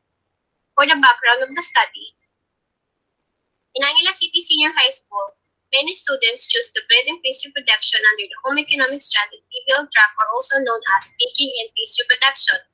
This trend develops the abilities of students in planning, distinctive introduction to strategies, sanitation, and safety, in creating bakery pastry items, cakes, and sweets. The majority of the classes being held today are online because of the coronavirus outbreak, but despite that, teachers found many ways to teach students using our technology, and as the 21st century emerged, many students already know how this technology works. Baking is much harder than cooking, but with a lot of available online tutorials on different media platforms, students can bake without any face-to-face interaction. As the new normal emerged, many people are stuck at their homes and trying different hobbies like baking. It becomes a major for them. There are limitless choices when it comes to baking, and one of those is the banana bread. People post their freshly banana bread on their social media platforms. It becomes a trend and it's easy to make. Some even made a business out of it even now. Banana bread's recipes over the decades have in common banana, sweeteners, chemical leavening, fat, and flour. Tackle banana bread recipe began being published in cookbooks around the Great Depression, as resourceful housewives did not wish to throw away overripe bananas. The U.S. supplies of bananas comes from Central America. There are not many bananas in the U.S. until the turn of the 20th century. The fruit ripened and rotten too quickly to travel far by ship. Banana bread first became a standard feature of American cookbooks with the popularization of baking soda and baking powder in the 1930s, appeared in Pillsbury 1933, Balanced Recipes Cookbook, and later gained more acceptance with the release of the original Chiquita Bananas recipe book in 1950. National Banana Bread Day is the 23rd of February. Bananas appeared in the US in the 1870s, and it took a while for them to appear as ingredients items for desserts. It was investigated if overripe bananas could be used in the form of banana bread, and it was found that the blackier the banana, the sweeter it is. Only double-check the fruit as not gone bad. This makes banana bread of the ideal use for those overripe bananas. For the conceptual framework, we have here the input, which is organizing the questionnaire that is suited for the statement of the problem. Process, conducting survey and tallying the gathered data from the participants. And lastly, the output, wherein the statement of the problem, the study will be answered.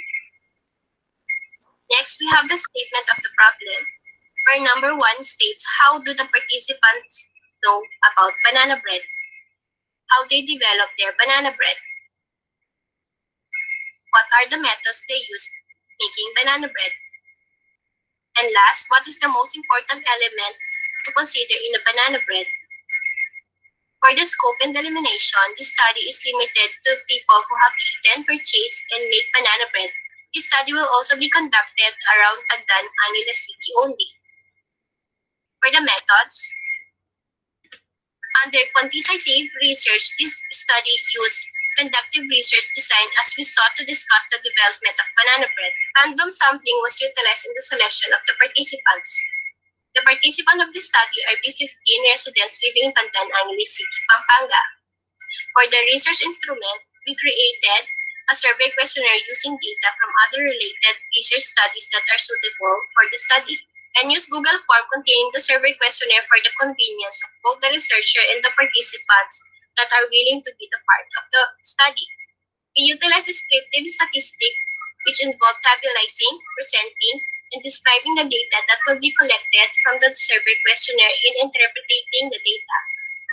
Getting the percentage helped the researcher to determine and identify the development of banana bread and the different styles method that people use when making it. Tables and graphs were also utilized to understand and interpret the data. The results shown here is the demographic data of the participants, wherein most of the participants are students. 8 responses with a percentage of 53.3%, 4 responses with a percentage of 26.6%, participants are not employed, and 3 responses with a percentage of 20.0% are teachers.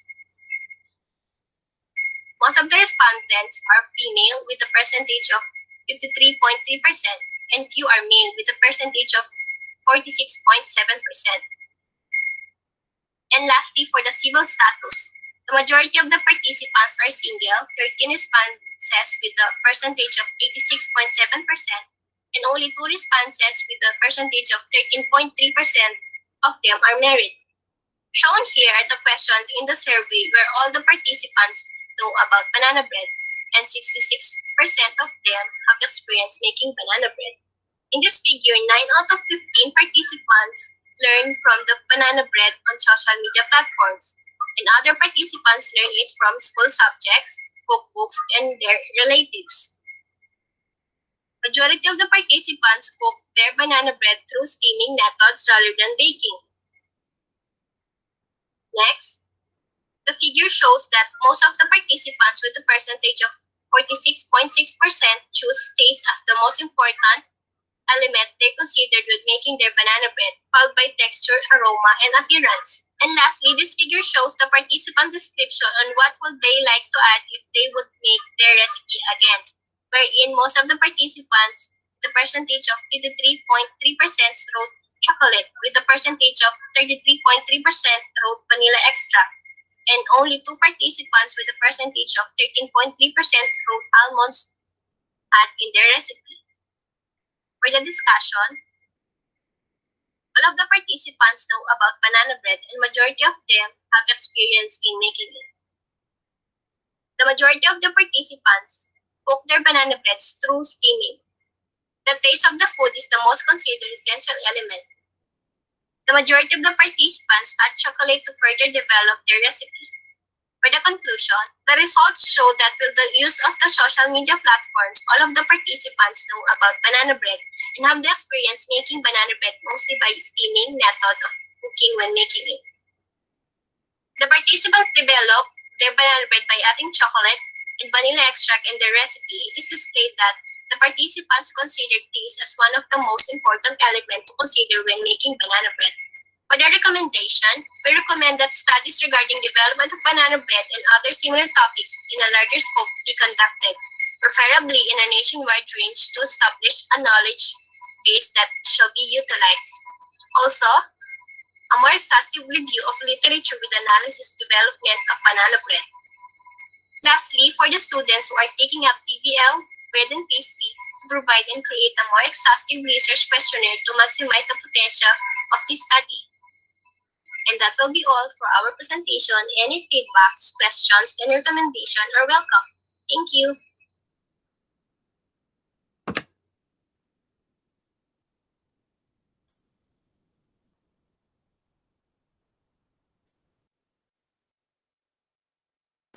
Okay, so start tayo. Okay, subukan natin mag-start naman kay Sir Josel. Sir Josel?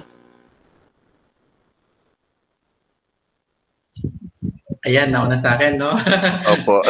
Ah, Tapos kay Sir Vito naman po yan. Subukan natin. Ayan. Ay, wag na po ako mag-open ng video ha. Kasi, ay, may anak, yung anak ko kasi. Nagde-defend din, sir. Opo, nagde-defend din. Jay.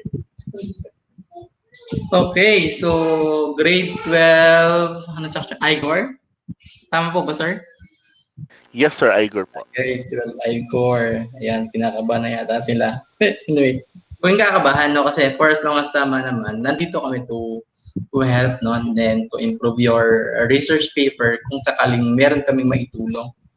Anyway, sa title niyo kasi, Development of Banana Bread of Grade 12 TVL students in Angeles City Senior High School. So, kahit wala na school year 2020-2021, no? So, this is a developmental study. Diba? So, ibig sabihin, dun sa title ninyo, meron kayong dinevelop na banana bread. Tama ba? Yes po. So, kailangan meron kayong output dito. Opo. Okay? Ganito na. Ngayon, kapag developmental, gumamit kayo ng questionnaire. Opo. So, yung questionnaire ninyo, dapat ang sinasagot niya yung mga SOP nyo. Okay? Siyempre, dapat validated yun. Tama ba? Okay? And then, before nyo i-conduct yung pag-float ng questionnaire, kinonduct nyo ba yan sa mga hindi part ng participants. For example, yung mga target na participants ninyo, mga teacher or students ng Angeles City Senior High School, tinry nyo ba yan sa mga hindi students ng Angeles City Senior High School? Opo.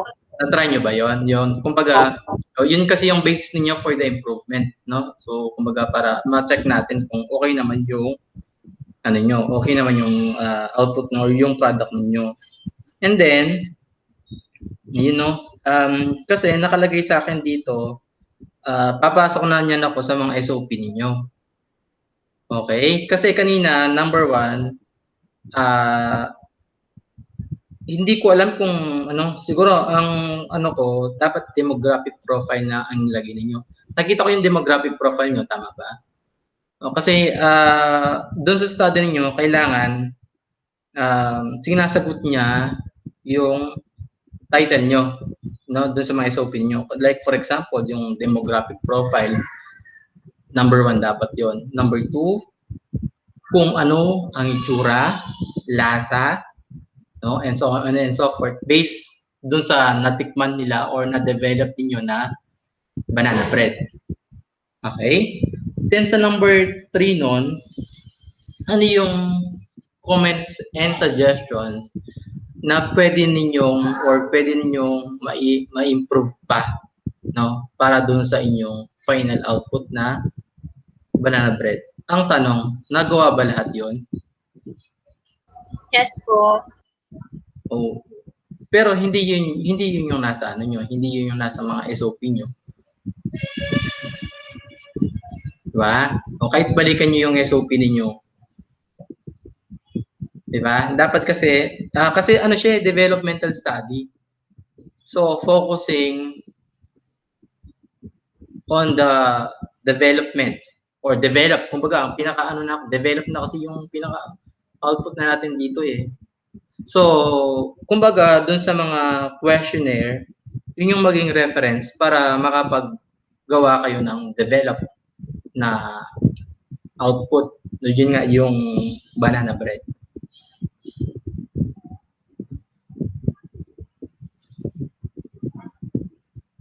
Okay.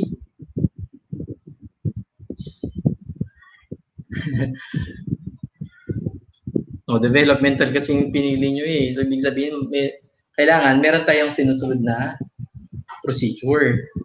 Kasi developmental study siya. So, realign lang natin. Realign lang natin kasi yung question nyo, number 1, how do you know, or parang ganun yung ano yung question nyo, no? Do you know banana bread? Diba? Parang ganun yung parang kasing lumalabas dun sa ano nyo, needs to study. Kumbaga, parang ang tinatarget nyo yata doon, hindi siya dapat part nung SOP ninyo, but parang ano nyo siya, guide nyo siya, bakit kailangan nyong i-conduct ang study na to. So, mas hindi nakakalam sa banana bread. So, big sabihin, mas more siya na kailangan siyang may push.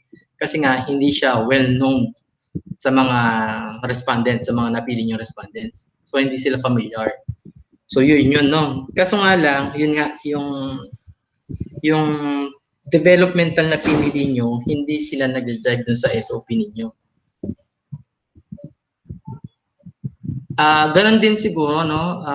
I may suggest, i-realign lang natin sila. Same lang nung kanina, no?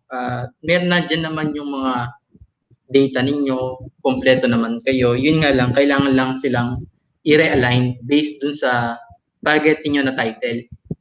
No? So in short, yung SOP ninyo, hindi niya sinasagot yung title ninyo. Tahimik sila. Sir Vito, baka may gusto kong idagdag, pero ako, ang recommendation ko, sir, isabay sila dun sa isa, sir. I-realign lang natin yung paper. Actually, sir, gusto ko malaman if, ano sila, starting of development, yung paggawa, or nagawa siya. Kasi kung starting of development, dapat alam nila yung, actually, kung start of development, meron silang magagamit na konting data dun sa kanilang results. Pero again, you need to realign some questions. Pero kung nakagawa na sila ng product, narinig ko kanina, parang, di ba kasi ano mo yung gaano ba yung taste, yung texture, gano'n. Na-mention mo kanina, di ba, sir? If meron silang Sir, data, medyo maingin lang, sir. Sorry. ay, sorry, Ako, sorry. sir. Okay na, sir. Bali, ganito po. Meron ba kayong data about sa mismong banana bread nyo? Like, for example, yung kung pinatry nyo ba siya sa mga respondents nyo or something like that. Meron kayong Opo, ganung data? meron po Meron. kami. So, ano yung tinanong nyo sa kanila regarding dun sa product, dun sa banana bread nyo? Ano po yung ma-add nila kapag po, kunyari po, i-improve po nila yung pagluto po nila? So improvement na agad. So, possible, sana, Tsaka, hindi niyo tinanong ano yung kanilang, kunyari, in a scale of 1 to 5, ano yung possible nilang score na bibigay with regards to taste, texture, amoy, gano'n. Natanong yun? meron po, opo. Okay, good. Kasi, mas madali ang magiging revisions niyan if you have the data already. Possible, after this program, ipa-message niyo ako or, ay, nga, no? Ano ko, sino yung teacher niyo pala? Para ko inform ko na lang. Oo, coordinate tayo sa advisor. I mean, teacher. Coordinate sa advisor. For Abel po. Sir Abel. Kasi meron akong same study sila, product development. Yung SOP nila, pasok na pasok dun sa sa paper nyo. Which is yun naman talaga, most of the time, ang tinatanong, like the texture, aroma, taste, appearance, yan. Opo, meron po kami ng Pwede kong pakita sa inyo. Kung may data na kayo, i-align lang natin si SOP. Hindi na ganun kalaki ang inyong papalitan sa paper nyo. If I will coordinate with Sir Abel, para possible by this, kung okay na sa inyo, after the program or weekend, para next week, tapos na yung revisions nyo. Kahit i-google nyo pa lang natin. Pwede kong i-share sa inyo yung document na sinasabi ko para mas align yung gusto yung mangyari yung sa paper nyo. Okay. Thank you very much. Actually, part na rin yun ang suggestion ko. How about Ma'am Janet? Meron po ba? None so far. Yun sir, na carry over na po yung... Sige po. Carry over na. So, thank you very much for 12 Igor. You may now, congratulations, by the way. You may now leave the Google Meet. I hope the instructions were clear. Okay. Okay po, thank you. Thank you. And now, our last but necessarily not the least, of course, our group from 12, Beatrice. Nandito na ba ang 12 Beatrice natin? Ay, ba teacher na lang ang nandito? Alala, sir. Ayan. Alala. May wala na rin students. Hmm. Okay naman din ang paper kailangan lang mo realign. Opo. Actually, match itang title kitang method sa ginamit. Dahil aliwa naman, match itang methods kitang title na ginamit na makanta. Ita naman, okay yarin itang last time, sir. Atin yung data. Kasi usually, more developmental, kasi yung process of develop yung dapat, sir, eh. Halimbawa, itong ingredients, procedure, yan, makandeng giwa itong bread. Tapos So far, the most successful research na na-encounter natin, sir? Itang mo muna, sir. Okay. Apa itong nanding Alexander? Ay, kaya alam ko. Marketing Actually, marketing plan. Canela, Itang pinapakaidang data ng ditang la ay ito pre-development. Bala mo exploratoria pa. Well, Pero sabi ko pin sir sabi ko pin karelat nandin. Nan bang idea nan bang idea da kitang kai, kitang ninda banana bread. Itapin tong question mo sir kasi based kitang kay that development niya kasi development Sir of bread. Vito, recorded pa tayo. Pwede ko na ma-cut, sir.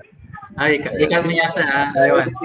Yan, bantang may pag-share tam sir kitang banana bread kasi dapat since developmental ya at Mikaela needs to study. Kumbaga, do you know banana bread? Yes or no? So, biscuit ang kay pag bignola, mas matas yung chance na di po siya dapat yung title. Kasi apin itang number 1 kay na number 1 SOP no. Naaliya kaya naalinya sa sagutan itang title. Dapat ita sagutan na sagutan niya mo ita nung kailangan may bang i-push yung study ngayon ni or di. Pero ang ginawa daw, binili SOP. So, diba? Dapat yung number 1 SOP da ka rin, how made for example, ingredients, procedure. Itang makabuklulapin yung kalisan niya.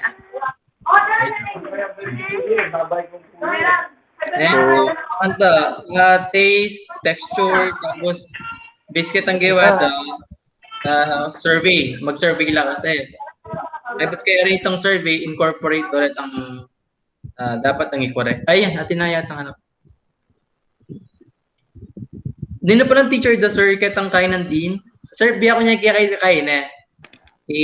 Retang nandin. Sir Vito. Okay, Marjoram, are you from 12 Beatrice? Yes po. Okay, okay. Ikaw lang Share ba ko nila lang. magpe-present? Share ko lang po yung code sa mga classmates ko. For a while lang po. Okay. So, double time tayo, ha?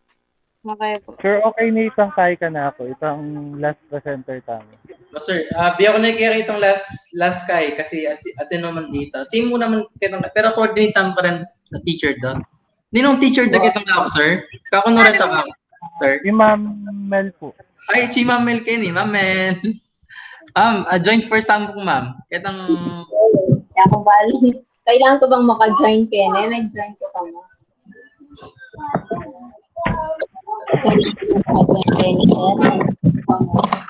Ma'am Mel, may sabi ta mo later nung naning planta ka rin ang anak niya, ma'am. Banta, ikang bala, ma'am, nung bremi ka tangan ba? Or ika?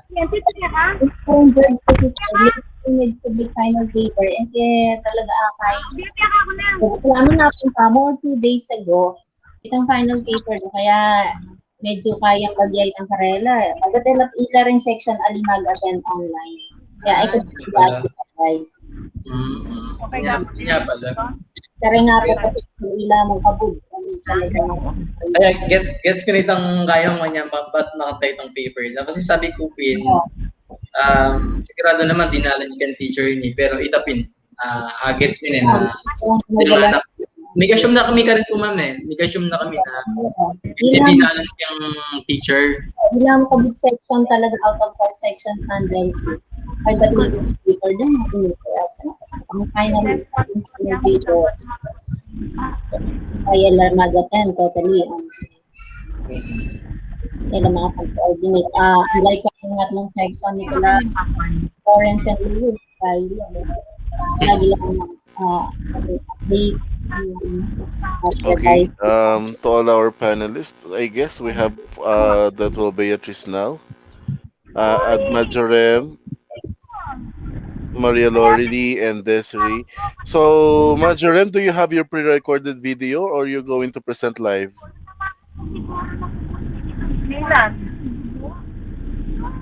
May video po kami. Okay. So, may I remind you that the video should at least 10 to 15 minutes, okay? So, we can start now? Okay. The floor is yours.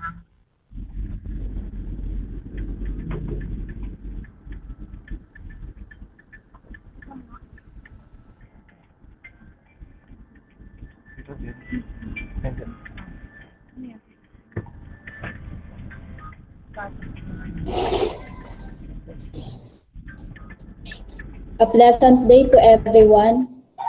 We are the Group 3, a marketing plan for cream brulee and crispy donuts. Executive summary. The plan involves the company cream brulee and crispy donuts that was made by the TVL students of Angeles City Senior High School and was made during the year 2021. The cream brulee and crispy donuts are not just an ordinary donut. The fillings of the donuts are creamy and tasty that can satisfy your cravings. The service will be good. The mission of the company is we are passionate about the art of cream brulee and making, and we are continuously striving to create perfect premium donut that will put a smile on our customers' faces. We will continue to use nothing but the finest quality ingredients and implement strict operational procedures to ensure that the donut procedure are perfect. The vision is to become a leading donut maker that emphasizes excellence and perfection by creating the finest and the most indulgent donuts with our spirit of innovation.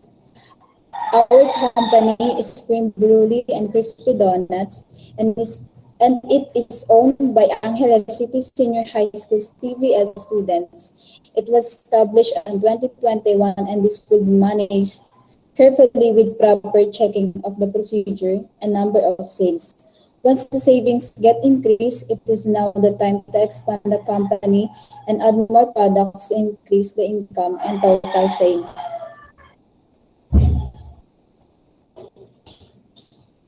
Situational analysis, donut market forecast by regions, type and application with sales and revenue from 2021 to 2026. Donuts market share, distributors, major suppliers, changing price patterns, and the supply chain of raw materials is highlighted in the report. Donut market size, sales revenue forecast by regions and countries for from 2021 to 2026 of donuts industry. The global donuts market growth is anticipated to rise at a considerable rate during the forecast period between 2021 and 2026.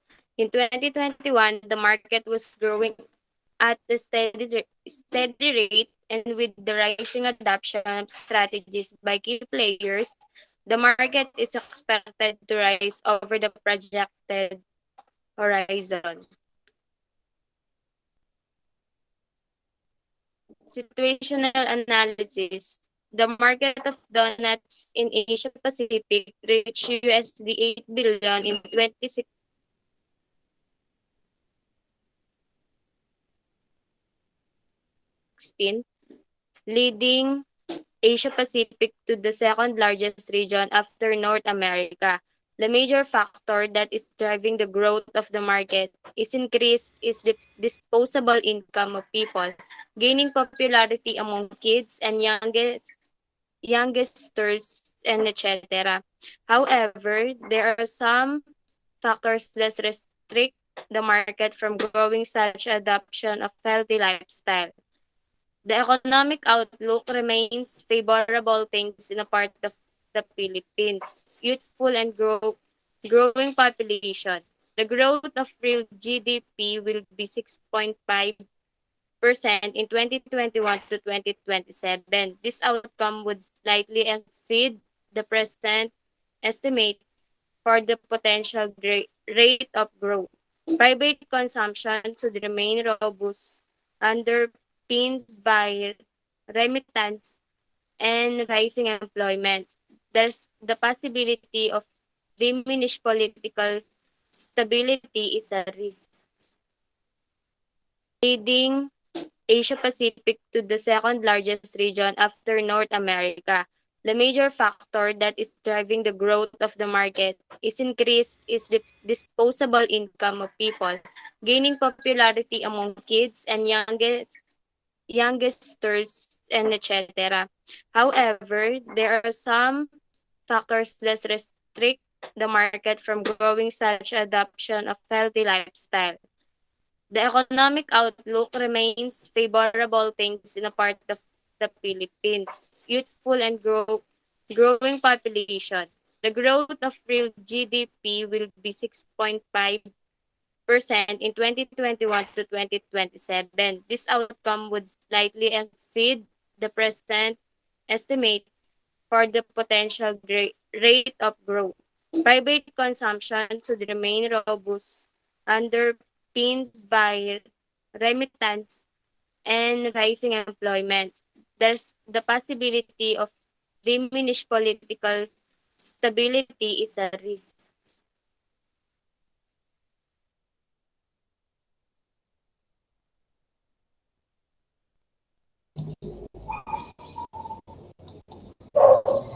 We, the forces, strives to sell a sweet but satisfying food, and we've been serving and offering our product here in Angeles City since 2021. We believe in only sourcing in natural and underrated ingredients will bring your joy and comfort of your old homes at a fair price. We belong to the people industry because we love to serve people the satisfaction of wants and needs of essential both at the same time. The business competition will be other dessert places, price wars, new innovative product location.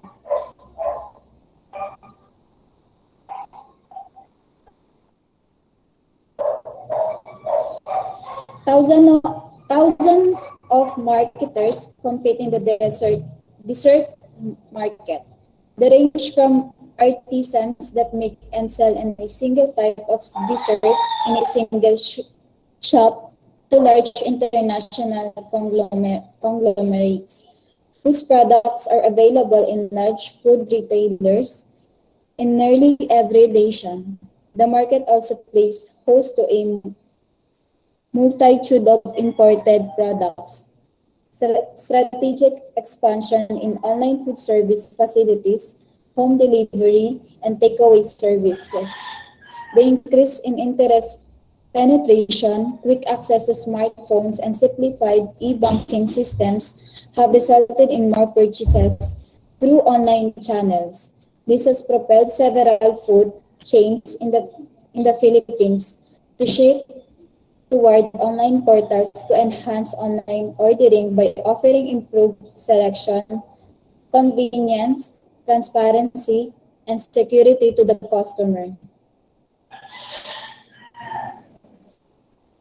With the continuing spread of the novel coronavirus pandemic, organizations across the globe are gradually flattening their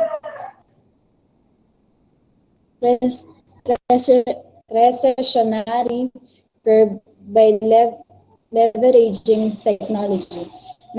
Many businesses will go through response, recovery, and renewal phases, building business resilience and enabling agility with organization to remove forward in their journey out of the COVID-19 crisis towards the next normal. This post-pandemic business planning, which will aid clients to adjust their strategic planning to move and once business stability kicks in, build resilience by making effective resource and investment choices for the individual business units, products, and service lines. Conceptualize scenario-based planning to mitigate future crisis situation.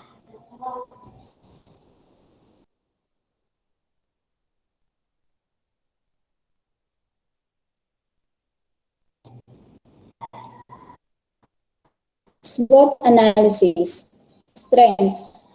Loyal customers who line up before the store opening hours. Brand recognition.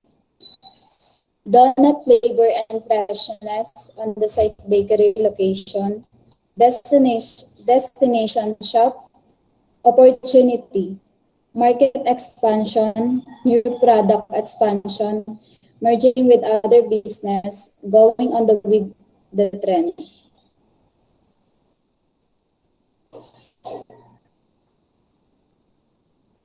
Weaknesses, financial losses, location of the store, trade market penetration, stock plunge, threats, strong competitors with other company, health-conscious individuals, competitors provide more options.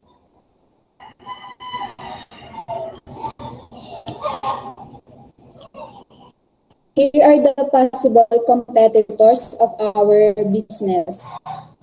Uh, One is Crispy Donut, Mr. Donut, Jayco Donut, 7-Eleven, and Dunkin' Donut.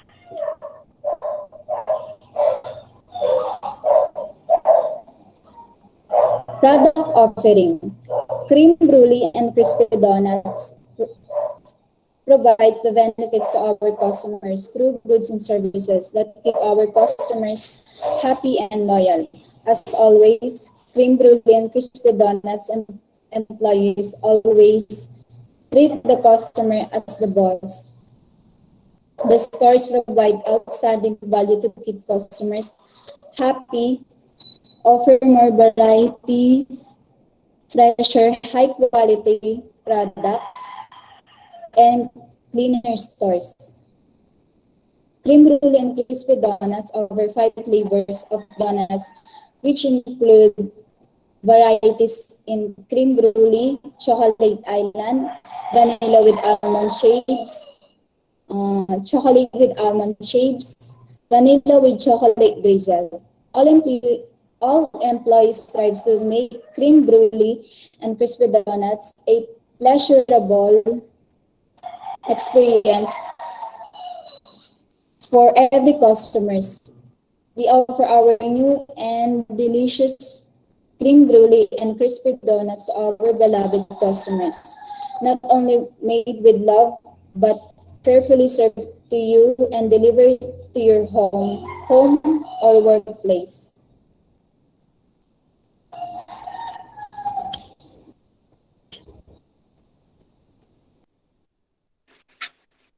Marketing strategy. First is mission. Our mission is to fulfill the customer favor, doing it better than other shops with friendly environment, relax. Keep updating donuts, fresh snacks, and fresh drinks to meet their expectation in every single visit.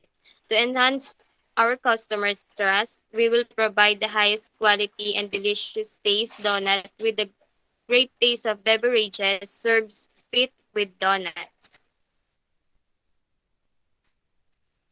Next is marketing objectives. Position donut to all of Angeles City community. Maintain strategic marketing effort for donut as it is new in the market. Third is financial objectives. Reach the target quota and sales daily, monthly, and annually. 100% return on investment. Zero negative net profit.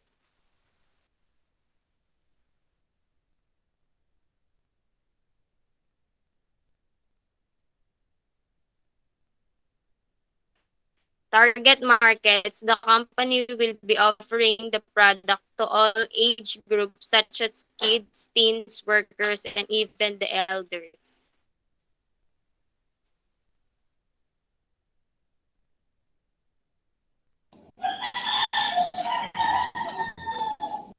Positioning.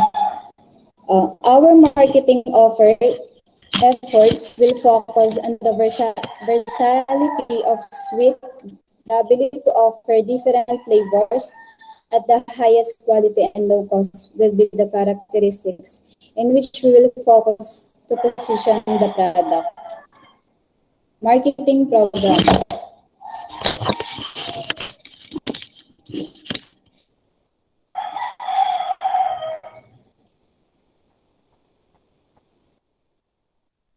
product. Donuts are the main product of the company. These products are desired by many because of its less sweetness and melts in your mouth quality. Our product was created to ensure that anyone who purchases it will feel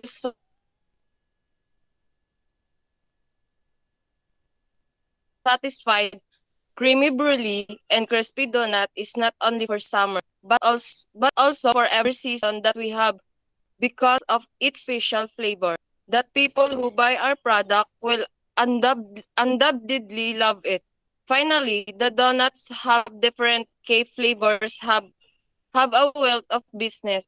So what are you waiting for? Get your now and crisp, crisp and taste of different flavors. Second is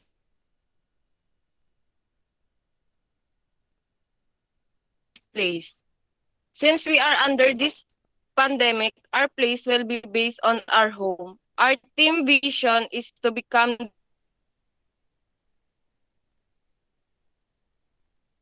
the leading company in drinks and industries all over Angeles City in the next 5 years. That is why the company will focus its business and marketing efforts mainly on Angeles City, who will be company primary target market. The location has all of the functionality that a business will need to operate smoothly. Before spreading to other areas, the business will start by making a name for itself in Angeles City. The third is price. On pricing, the cream brulee and crispy donuts, we will sell it for one box for 140 pesos only.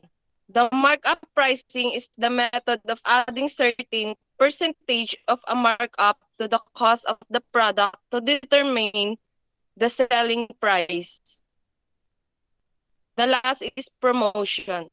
We will use online promotion through websites. Cream brulee and crispy donuts team will mostly distribute its brands and advertising via media sites such as Facebook, Twitter, and Instagram. This different social media platform will assist our customer in obtaining any necessary information or inquiries they need. We will also use some flyers like brochure to introduce the company brands, message, and information to our target audience. Financials. Financials. Timetable of activities for the month of April to June 2021.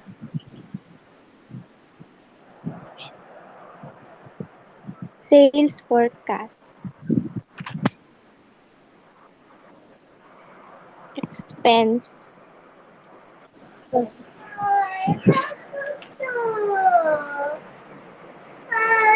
Project income statement. Project income statement. Controls. Business have control system that guide their strategies plan in order to adapt to the dynamic market situation. Strategy marketing plan set the direction and offer the company a direction for implementation and continuous improve as it adapt to the market. Controls ensure that do not takes corrective measure after evaluating its marketing plan. This will ensure that the company achieve its strategy plan. They must find way to narrow boundaries to the its international presence through creating cross-functional management system that communicate organization plan across various units or countries. Implementation. This is important application if plan strategies are made properly. However, there are no implementation, then there is no use effective strategy plan. In case of donuts, new strategies need to be implemented if change take place in the existing menu. The crews are changed, then plans should be followed accordingly. Price should be received reasonable. Staff should be given proper training that how deal in situation and customers. Donuts should implement RH strategies and strategies vary to finance department. Staff need to reach by RH department example and wage should be given properly. And there should be incentives and rewards after proper approvals and system, and the actual or strategies need to be implemented for the staff as donuts famous for people. So there should be in time proper check by the management team that all rules are implemented or not.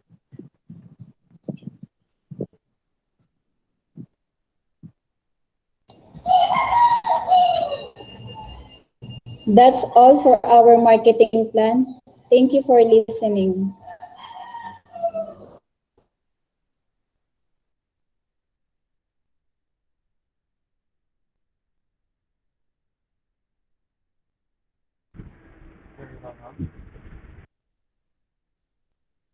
Yes, sir. Malakas din ang ulan dito. Pero loud and clear, sir. Naririnig po. Opo, ayan no, title nyo kasi about marketing plan, pero parang nagbebenta yata kayo, no? Tapos ano talaga yung balak ninyo sa study na to? May I hear from one of you, what is your target on this study?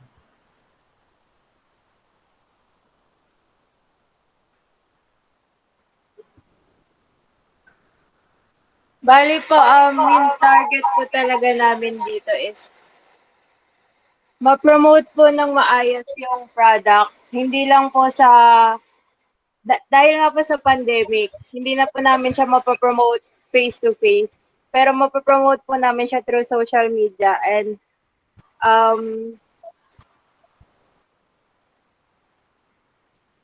yun po, yung masusundan pa rin po namin yung rules and regulations sa mga social distancing po, sa mga pasot-sot ng face mask and face shield po para hindi po makaano ng virus. Pero makakabenta pa rin po kami ng products namin. Yun po yung target namin dito. Yung target nyo, pero yung title niyo marketing plan. Diba? Pero ang gusto nyo is to promote. Diba? O big sabihin, kung ano yung gusto nyo, hindi na naman nag-drive kung sa content ninyo. Pinapapili ko kayo kung, kasi parang nakikita ko nga, parang kasi based on your study, you are gathering data based internet on what you have read. No? Parang nilagay nyo lang sila. Pero not necessarily part of your study. Ang pinapoint out ko lang dito, hindi kasi sa inyo clear kung ano yung target niyo. No? Yung tina-target niyo. Tapos, kung ano yung sinabi mo ngayon sa akin, hindi naman siya match dun sa inyong title. Kasi, ang nasa isip ko ngayon is you are trying to develop a marketing plan on how to promote yung sinasabi mo sa akin. So, expect ko na output yung develop na marketing strategy or marketing plan. So, yun yung nabanggit nyo kanina. Nakukuha ba ako, my dear students? Hindi ko lang kung narinig nyo. May kasi.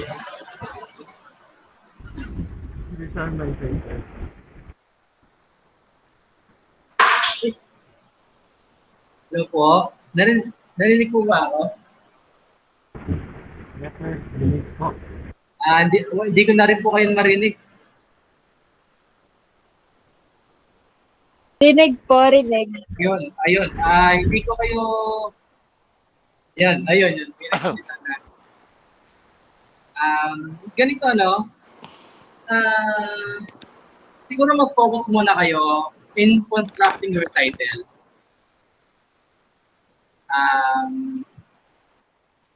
Ang nakita ko, yun, kung ano yung, siyempre, magdedepende lang ako sa target ninyo na study. Kasi ang nasa isip ko ngayon is development of a marketing plan. Parang i-arrange natin dito. Kayo ba? Nandiyan naman si Ma'am Janet to help. Kasi kung developing marketing strategy, si Ma'am Janet, mas makakatulong siya sa inyo. Kasi parang nangyari ngayon, for now, nag-gather kayo ng information, tapos ni-report nyo lang. Yun lang. Parang nag-reporting lang, sabi nga sa mga panel natin kanina on our DC. Parang merong reporting na nagaganap, no, na how to develop marketing plan. Pero yung mismong develop ninyo, or yung mismong output ninyo for this study, nasan siya?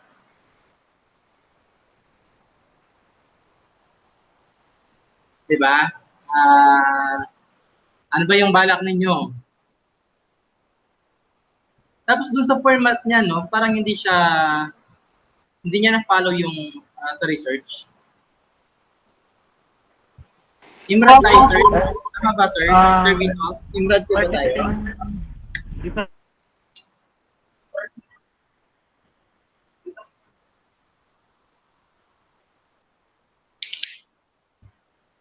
Ang ginamit na po sir kasi marketing guide talaga.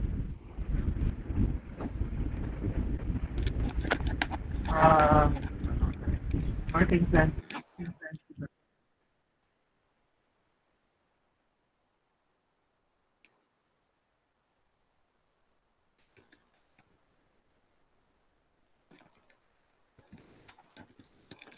Hello, sir. Hello?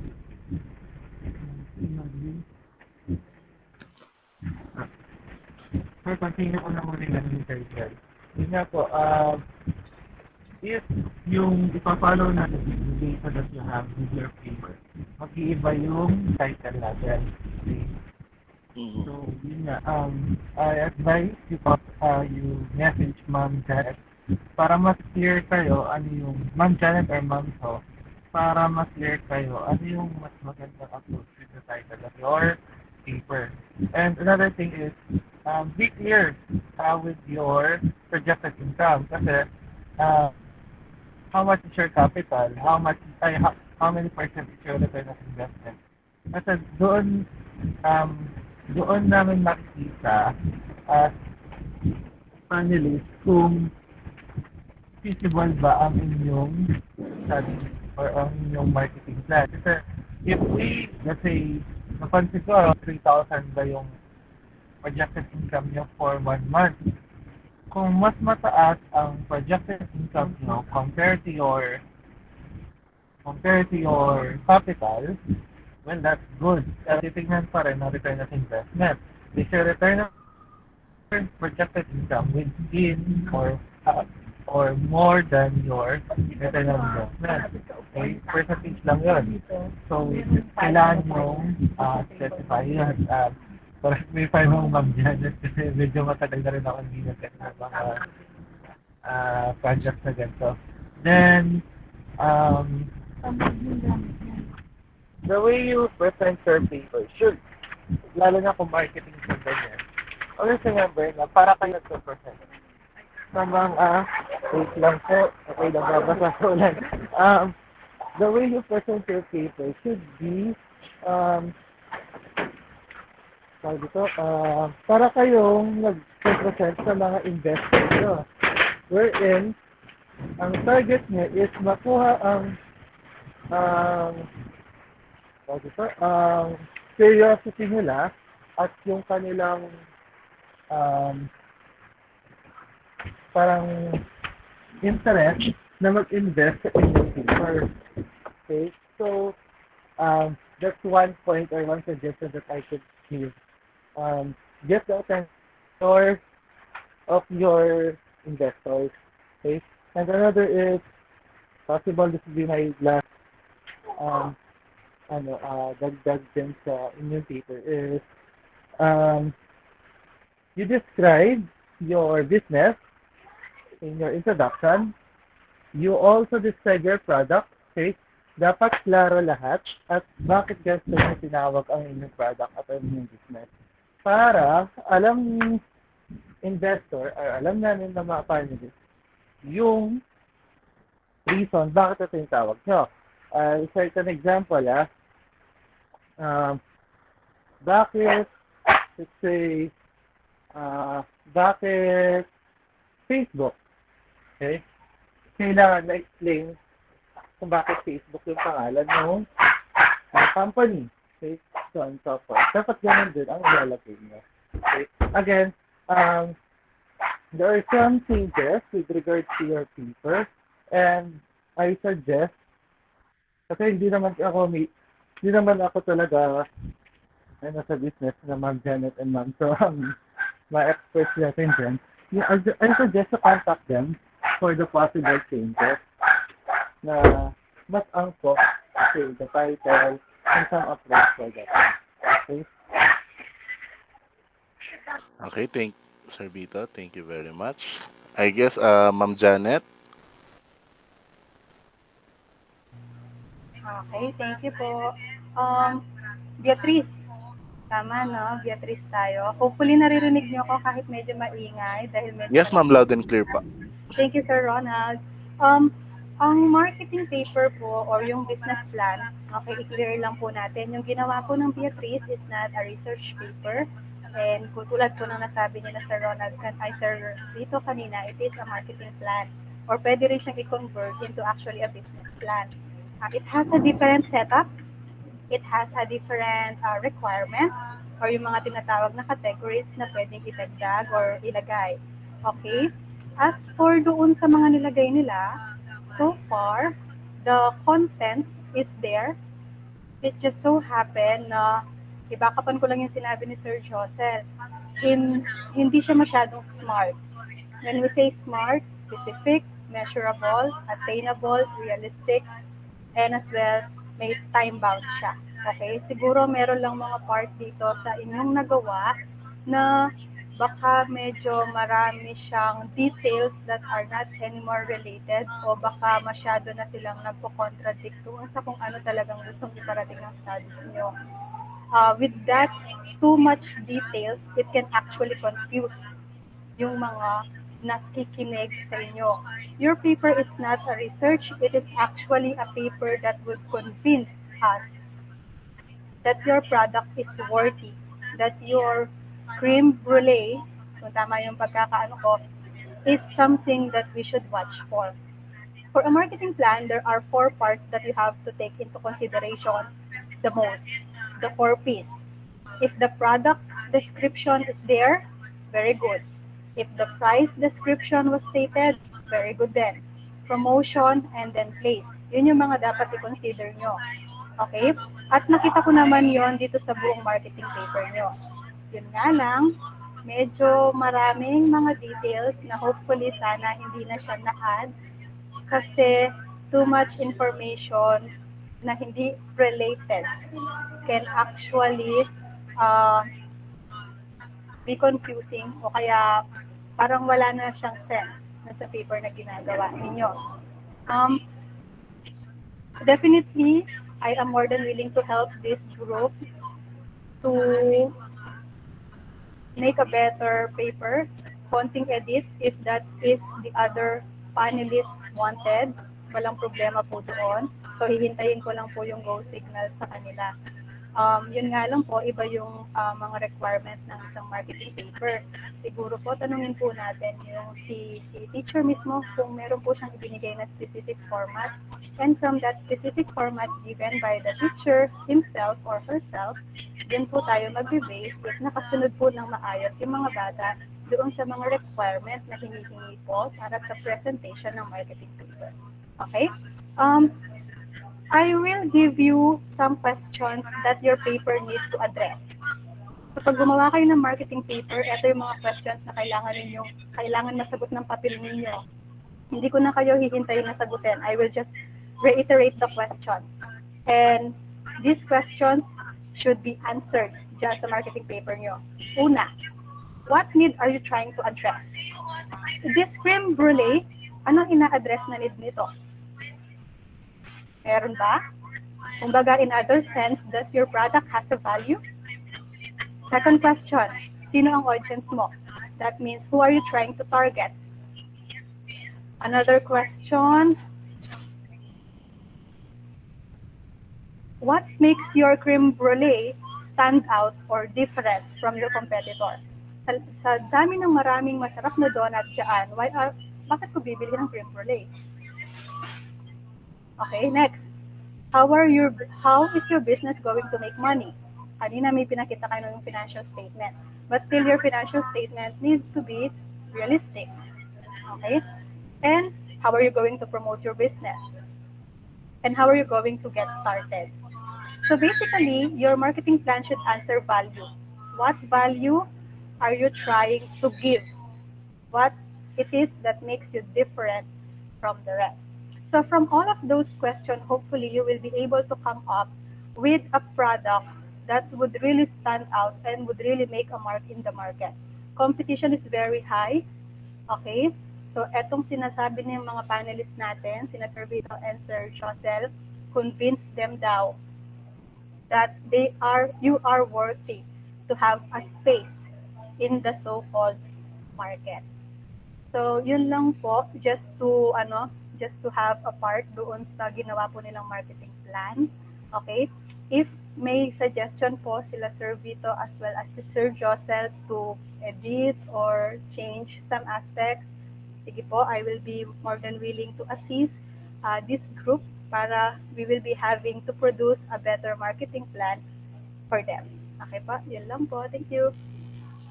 Thank you very much, Ma'am Janet. So, thank you very much. Beatrice, do you have any concerns with regards to your research?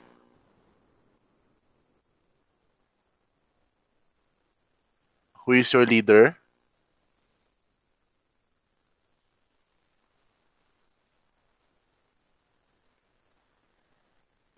Okay, tinangay yata ng baha ang ating mga Beatrice. Wala po yung at leader po namin Or the sa vice ngayon. leader or secretary. Any concerns? This is your opportunity to, pwede kayo magtanong sa mga panelists kung anong dapat yung gawin sa ganitong ganyan, sa ganito. Wala Gusto ko lang naman? po Oh, sige. sabihin na since we really have little time lang po talaga to prepare our paper, gusto ko lang po magpa-thank you kasi kahit bara-bara po talaga yung paper namin, napili pa rin kami mag-present sa inyo. And sobrang thankful po kami sa mga criticisms and comments niya to improve our paper more po. Yun lang po. Thank you po. Actually the best benefit na napili dito is not to give glory dahil napili kayo. The best benefit is because you have the chance to improve more from our panelists na nandito ngayon, no? This is nagawa niyo research. And yeah, you're right. Okay? So eto nga yun, no? So because the panelist job is not just to critique but also to help improve what you're doing right now. Okay? So yun ang kagandahan, no? So Arthur, yes, Sir Vito? sakto na-mention nila yun. And halos nakakalimutan to ng mga student researchers. Kahit naman tayo as teachers na pagsa-action research, total mapapanood tong recording as recorded video para reference na rin in the near future. Do not be shy to ask other teachers. Okay? Paano ba to? Let's say, yun nga, business, diba? About marketing. Ayan, nandiyan si Ma'am Janet, nandiyan si Ma'am So. Okay? Our business majors. Okay? You may go forward to them, ask them for help with regards to your paper. Okay? In some, for example, yung kanina, product development, pwede sila lumapit sa better phase to production nila. Okay? Um, Take note of this one kasi pagdating nyo sa college, whatever course you're going to take, okay, would require you to have a research as a final output for your course before you graduate. Even in postgraduate degrees. Actually, ngayon nga yung pinoproblema ko ngayon, nagtitisis ako. So, if kailangan, for example, nag-edoc ka, ang gusto mong title is about teacher leadership, do not be shy to go to principals and ask. O kung may kilala kang principal, you may ask for help. Ganun. Because research cannot be done alone. Okay? Kahit na nasa masteral kami, alone, hindi talaga kaya. Okay? Talagang kailangan mo ng tulong. You ask for advice on how the best approach that you can do for your paper. And, syempre, the more advice that you can get, yes, it's getting complicated, but the paper would be better compared to ikaw lang ang nag-iisip. Okay? With that, guys, congratulations. And with our first day ng third Research Congress natin, this will be the only day for grade 12. Congratulations sa mga presenters. Thank you for very those much na po. meron mga comments na kailangan item, the previous presenters, we'll be giving schedules. We'll extend our time to you para maayos natin. I guess si Ma'am Janet is willing to help itong group na to. I guess we can call it a day, sir. Yes, sir. So thank you very much po sa ating mga panelists and 12 Beatrice, there you have it. Thank you very much. You may now leave the group chat. Have a great day, 12 Beatrice. And when is our next, sir? June 23? Our next sir will be on the 30th of June. 30th. 11. Okay, thank you very much po. Okay, thank you, sir. Have a great day. Salamat po. Tara na,